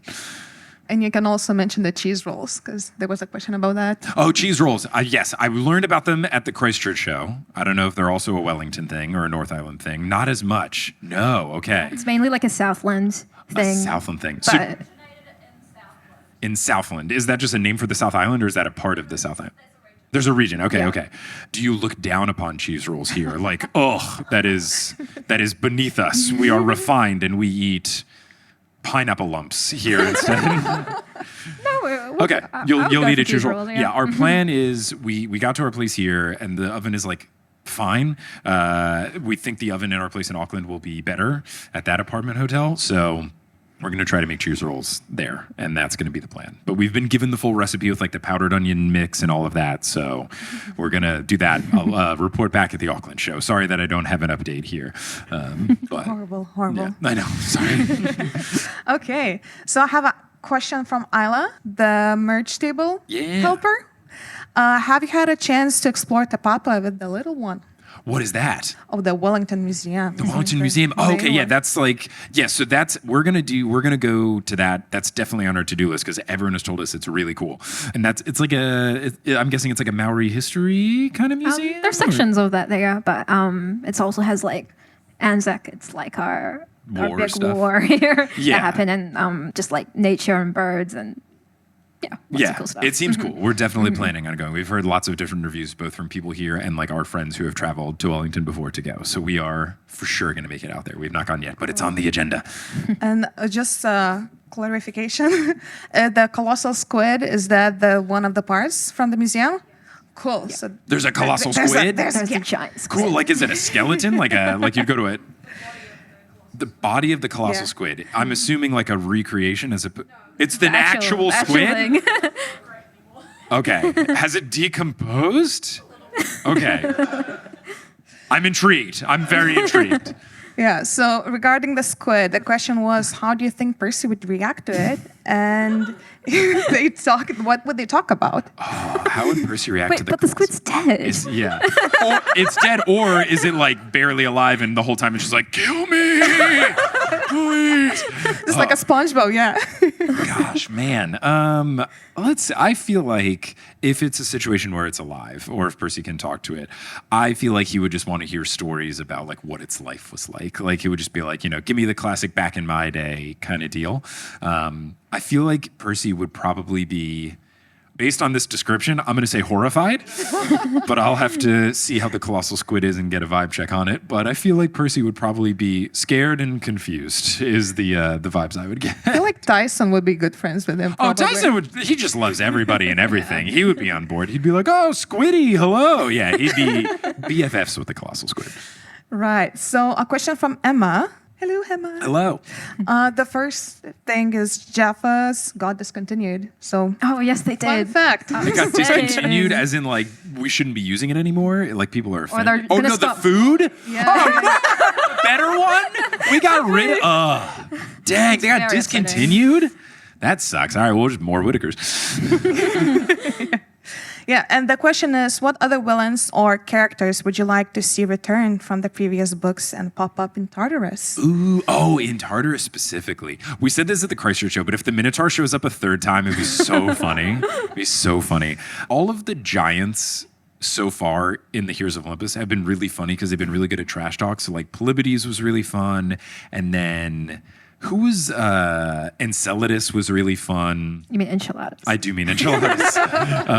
Yeah, all of the giants have been like big trash talkers, which has been really fun. There was also at the end of The Lost Hero, there was like not Enceladus, but like the big one we were scared about the whole time. And then he was like gone. Like after 2 seconds, Hera did her like big earth bomb thing.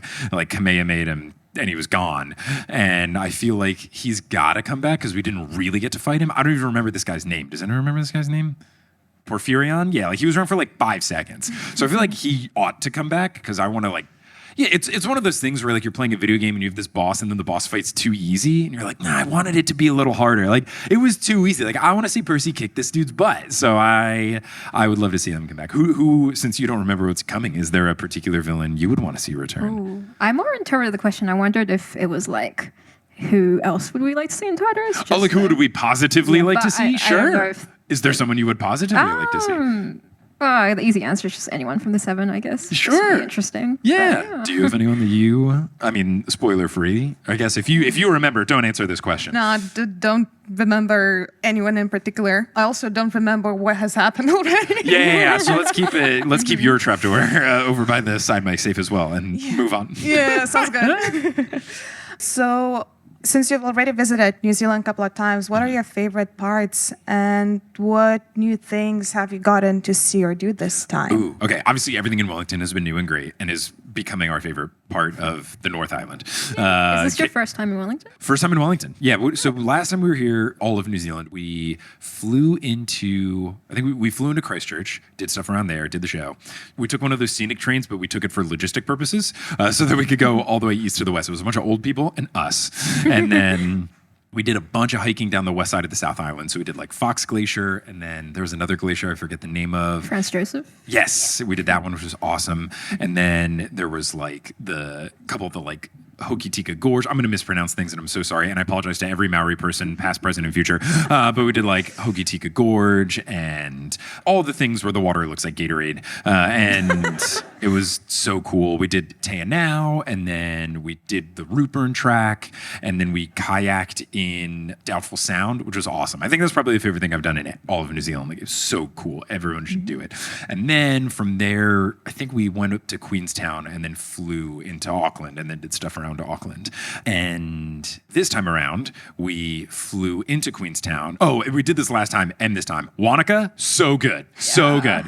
The hikes are great. Rocky Mountain track track. That's our favorite hike in the world. It's so cool. It's also the Diamond Lake hike as well, which is gorgeous. We did that. Last time we did the thing where you like hike on the, I forget what it's called, but they have like the steel things like into the mountain and you like clip in and hike around that, which was really fun. We did Puzzling World in Wanaka, which was super cool. Ate a bunch of really good food. So yeah, this time we did Queenstown, we did Wanaka, then we did like, is it Tekapo? I said it wrong at the last one. Tekapo. So we did Lake Tekapo and Lake Pukaki. Yeah, something. Cool. And then Mount Cook / Araki and Christchurch, basically just to do the show and get on the train. We did train and then ferry to here, like across from South Island to North Island. That was super cool. The whole big boat is fun and the closest thing I ever want to do to a cruise ship. I never want to get on a cruise ship. That's the farthest I want to go. That was a blast. And then now we're here and we've done some hikes and seen some stuff and all that. So it's all been really good. Like everything's been really fun. We've been having a blast. And then we'll be here for a couple more days. Then we're going to Auckland, where we'll do nothing fun and everything will be bad, and we'll yearn for returning to Wellington. But yeah, it's been really cool. Kelly also agreed with me in the green room that if we moved to a city in New Zealand, it would probably be Wellington. So we're on the same page. Will it happen? We'll have to see how things go in America. Not great. Hopefully it turns. Moving on. And just a recommendation. Have you heard of Zealandia? Zealandia. Yeah, so we walked by it. The hike that we did to the windmill, walked by it. It's like the bird and plant reserve. Can you go in it or is it like... Oh, yeah. Oh, okay. I haven't been to, but people seem to like it. Okay, cool. We walked by it and you just like part of the hike goes along the fence. And very fittingly, some bird like flew over with something that it had eaten in its mouth and like perched on a tree and like loudly squawked and ate its meal. And it was like, nature. Oh, yeah. Then another email from Purvai. Hello. Did I got the name right? Not Purvai. Okay. A question is, if you were to retrospectively retitle the names of the individual live shows in New Zealand and Australia cities, what would you rename them? Retitling all the shows. Wow. Okay. So like doing it like instead of like the Sydney show, the like whatever happened there show. Okay. Ooh. The Sydney show would be the Allocations Exhausted show. I don't know if you guys also do this here, but when the show is sold out and you try to get tickets, it says Allocations Exhausted. And I thought that was so funny because we do not say that in America. We would just say sold out. So that was the one show that like properly sold out. A lot of the other ones came very close, but that was the only one that actually legitimately did. So that would be that. The Melbourne show would be the Slammin' show because I was talking about, so you guys have Tim Tams here, right? And you have Tim Tam Slams here where you do it. What I said like, oh yeah, I've been slamming. And I heard, at least in Australia, that can also be a slang for something else. And didn't think that would be a thing at all. So learned that the hard way at the Melbourne show and everyone started laughing at me. And I was like, oh yeah, I made a joke. And then Polly was like, no. Australia has a lot of fun slang. Yeah, they got some good stuff. I might do for Perth, based on the slang, it might also be the DNM show, because I think you guys also say here, like deep and meaningful. We don't say that in America, and I think it's such a cool slang, because we usually just say like a heart to heart or something. But a DNM, so cool. And I think I learned that one live on stage at the Perth show. I was at the Brisbane show, and it would be, I threw up in a fountain. Yeah, not near. Okay. I told a story of there was some stomach bug that went through the three members of our family, where the baby had a night where she threw up. I had a day where I threw up, and unfortunately it passed on to Kelly as well. And it was on our first day in Brisbane. We landed, we arrived. I was walking with all the luggage on this big, very pretty pedestrian bridge in Brisbane, and so yeah, that would definitely be the Brisbane one. And then the Christchurch show. I don't know if you have a particular thought of what it would be. God, it was stressful for you. Yeah, I would say the unexpected hour break. Yeah, I would say maybe like the sudden relief show, or like the stressful but not stressful show. Basically, with this whole thing where we were like getting to Christchurch and all of this, because I thought the show started at 7, but it was that doors open at 7 and the show started at 8, but the website just said 7, and the only reason everybody else, including Migla and the other people who were helping out and stuff, knew is because if you bought a ticket, it said doors at 7 7, show at 8. I didn't buy a ticket to the show. I usually get in for free. And I was freaking out, and we were all so stressed and stuff, and then learned I had an extra hour to work with. So yeah, something in that ballpark. And then if I had to retitle the Wellington show, ooh. The best show ever. Yeah, definitely. The objectively best show I've ever done. Or a pun of like the "it went so Wellington" show, something like that. Because it's been a real fun show. So my crap. An email from Teague. New Zealand has their own creation myth. Oh, okay. I'll try to pronounce the name, so good luck. Maui fishing up a giant fish while on his canoe. The waka turned into a South Island and the fish turned into a North Island, which is why in Te Aro, the North Island can be referred to as the fish of Maui. Oh, okay. So his boat turned into the South Island and the fish he was reeling in turned into the North Island? That's sick. So this is just like a background. Yeah. And the question is, if instead New Zealand was created by Greek or Roman gods, what god created it? Okay. And what about New York or America, if you want to go there? Okay. Whew, let's see. And feel free to give an answer as well. I would say if I was doing Greek gods for New Zealand, I would say it's hard. If Gaia wasn't Gaia, if Gaia was Gaia and not Gia, like I would pick Gaia for the South Island because just like there's so much of the like natural beauty in mountains. So maybe we'll give it to like Demeter instead because like closest, not evil. And then the North Island, I don't know, because there's definitely like a lot of pretty nature and stuff as well. So I don't want to knock on that. But I do feel I could see Hermes as god of travelers being something with the North Island, just because like I feel like it's so fun. Like you've got obviously all these different like modes of transportation around. They're just so fun, and like you've got the ferry that you can take between the islands. You've got the railways and everything. You've got everything on the water. You've got going on rivers. There's Wellington has a great bus system. Like obviously big airports and everything. I just feel like all the different travel around here is so cool and so beautiful. Like any mode of transportation is just gorgeous, and I think that's just been really fun. Do you have an answer of like if Greek gods made the North and South Island, who would be behind it? No, I think that was pretty good. Cool. Yeah. New York City, if I had to pick it, man,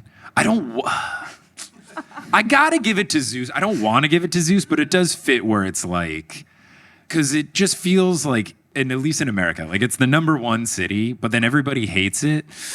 But like, if So you're it's in it, you like it. So it's like Auckland. It's like Auckland, yeah. Like, everyone's like, oh, why are there so many like TV shows and movies set in New York? It's like, because it's the best, and everyone wants to live here. So it's one of those things of like, it's the most well-known, but also it's because of that the most hated. So like, yeah, I think very similar to an Auckland vibe. So maybe like lightning struck from the sky and the city was formed and the skyscrapers rose out like obsidian, like glass out of sand, something like that. That could be. No, for New Zealand, for me, might be Dionysus. So that's only because the roads are so windy that you always feel like you're slightly like tipsy. Yeah, there's definitely every bus ride halfway through. We're like, how many stops left? Like, we're always a little bit like, ooh.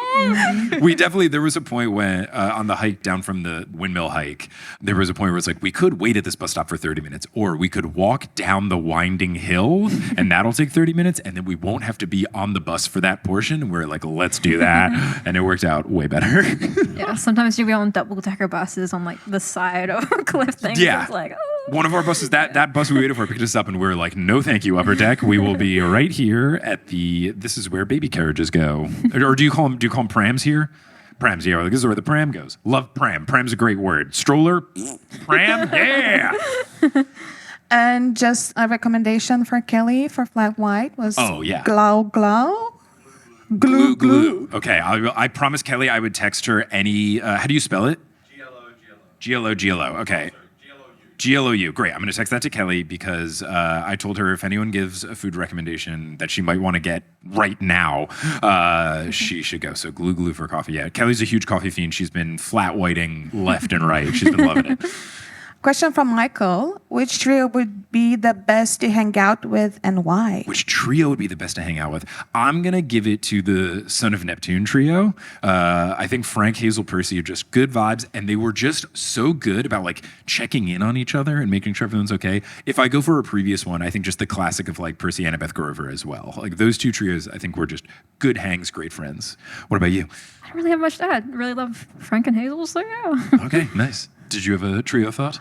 Ooh, I don't know. I feel like it depends what I'm doing. Like when I was Sure. moving this weekend, I would probably want like Frank there, Current to carry Frank, stuff. post Blessing of Aries Frank. Yeah, definitely. So it depends how I'm feeling, what I'm doing. Yeah, I think for moving specifically, you would want Frank. You'd want Leo so he could put together all of your stuff. Like he could just put his hand over the IKEA box and be like, no. He's bringing one box up, and then he just does whatever for like 5 hours. I don't know how much help you gotta direct him. So maybe you do Annabeth, Frank, Leo, so that Annabeth can give Leo tasks to do, and then that will work. Yeah. Email from Sarah. Hello. Hey, this is a cool email, but I think it would be better if you open your laptop as well a bit. Sweet. It's because also there's like a lot of bird names that I'm just like, yeah. Sure. This one, you said it's from Sarah. Okay, sweet. Hey, Mike, so glad you're enjoying Welly. I was wondering if you could do the 7 as iconic native Kiwi birds, since they're kind of our thing. To help you out, here are some names and vibes. Would love your assistance here. Kiwi, the classic New Zealand icon, symbol for everything. Jason, because it's the most boring hero kind of thing. I love my boring hero, Jason, though, but he is like the most like classic cookie cutter. Ooh, okay. I learned about these today. Keruru. Yeah, Catherine was telling me about Keruru. Really big. They get drunk on fermented berries and fall out of trees. I guess Dionysus? I know, but if we're doing one of the 7, drunk off fermented berries and fall out of trees. I mean, Frank is always clumsy. But Leo does feel like the type to, I don't know about get drunk, but like, eat a lot of foods and stuff. So for now, I'll put it between I feel like Leo is more likely to eat some random stuff. Yeah. Let's give it to Leo. All right, so then the next one is fantail or... Waka Waka. Yes, thank you. I love, those are my favorite. Their tails are so cool. Sarah says playful and inquisitive. Any thoughts? Could be Percy? Yeah, okay, all right. Then it's Pukeko. Swamp chickens, a little derpy. Their feet are way too big for their bodies, especially as babies. That feels like Frank. That's for sure Frank. 100%. Uncomfortable in his body, yeah. And then is it moray pork? Yeah, there we go. More pork. So like more pork, like if I'm at a restaurant, more pork. Nocturnal, native owl, make the most distinctive noise ever. Anyone confident in their impression of it? They say their own name like they're a Pokemon? Oh, so that's why they're named it? Great. Okay, cool. Very, very cool. Nocturnal and native owl. I mean, owl, I want to give it to Athena. So thus, Annabeth. I feel like Nico would be the person. He's not technically... nocturnal? Yeah. Okay. Could be one of two. The next one is Takahi? Takahe. Best at hide and seek. I mean, that might be Nico with shadow traveling. Yeah, that's really good. Hazel could be that as well. Hazel could be good. Hiding underground. Yeah, that's really good. And then the last one is Kia? Kia? Okay. Cheeky giant mountain parrots. They eat the rubber on your windshield. Yeah. Whoa. That's got to be Grover. That has to be Grover. Has to be. I know he's not one of the 7, but like, it's so good. Kia are really smart. That's great. That's so fun. This feels like very true to Wellington in New Zealand. So I think we're going to close out the shows there. Thank you all so much for coming out to the show. That is our show. Before moving on to the rest of our thank yous, obviously thank you all for coming out. Before we do the rest of the thank yous though, Cara, can you lead us in the closing Cara Kia for the show? Ka whakairia te tapu, kia wātia ai te ara, kia turuki whakataha ai, kia turuki whakataha ai, homie huie tai gie. Awesome. Thank you for that. And thank you for being such an incredible guest. Give it up to Cara for being a fantastic guest. And give it up to Migla for running Q&A. Isla for running the merch table. Catherine for running the books. And everyone here at the Meow team. It was so smooth in terms of setting it up, doing the sound, and the front of house, and backstage. Everything was great. So give it up to the whole Meow team. This was delightful. And Of course, shout out to Kelly for watching the baby and making this all happen, bringing me oranges and bananas to eat, and then give half to the baby at halftime. Give it up to Kelly for facilitating that as well. So much fun, so much fun. This has been an absolute delight. I'm so glad that I could make it to Wellington. I obviously have to come back if we're doing more shows. But until then, until I find my way back to Welly, I'll see you later. Thanks so much for coming out, everybody!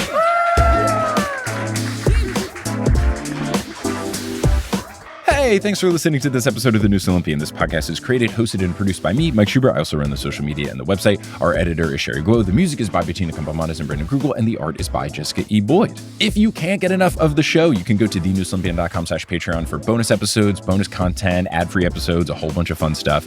If you want to interact with the community around the show, you can check out the Discord, which is available to all patrons, or we're on social media. We're at Noose Olympian on Instagram, Blue Sky, and Twitter. And we've got a subreddit, reddit.com/r/thenewest-olympian. You can also show your love for TNO by getting TNO merch at thenewsolympian.com/merch. Of course, want to give a huge shout out to our producer level patrons, Kelsey Gillespie, Vicky Garcia, Frida Vikstrom, Megan Moon, Polly Burge, Nikki Harris, Tatiana Schmidt, Sandra Rose, Josh Sayer, Sam Ruby, Mrs. O'Leary, Milo Kim, Sandkopf, Rayla Matthews, Sky Mallory, Mick Walters, Grace, Ginger Spursboy, Bradimus Prime, Skylar Sisters, Scott Sheldon, Ann M. Thayer Cohen, Bella, Percy Jackson, Kit Kat Crumbs, Jim Jam Koopy, Andrea, not Andrea, Jordan Ray, Nico's Black, Vespa, Zayden Wintergate, Terry Rothfuzz, Certified Ghost King's emotional support friend, Lee Hartley, Percabeth, and Alex DeLong. If you want to support the show in a non-monetary way, word of mouth is essential for podcast growth. You can tell a friend directly, say, hey, there's this Percy Jackson podcast I think you would like, check it out. You could leave a rating and review on whatever podcasting app you're using, or you could just talk about the show on social media. All these things really do help. I really appreciate anyone who has done so in the past, and I appreciate anyone who will do so in the future. But I'm just so thankful that you tuned into this episode, and I hope you tune into our next episode, where we'll be joined by Michaela Madden Snowd to break down chapters 25 and 26 of the House of Hades. But until then, I'll see you later.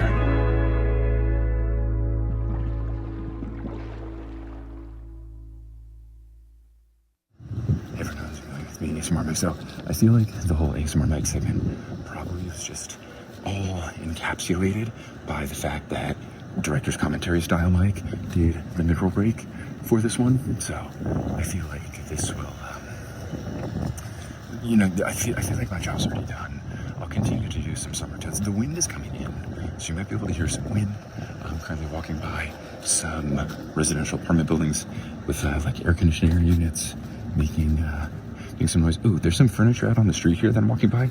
Here's a desk chair that you could get. There's a desk chair you could have gotten for $0 and 0 cents if you were near the street that I'm walking by. But yeah, that's all I got. Thank you so much for listening.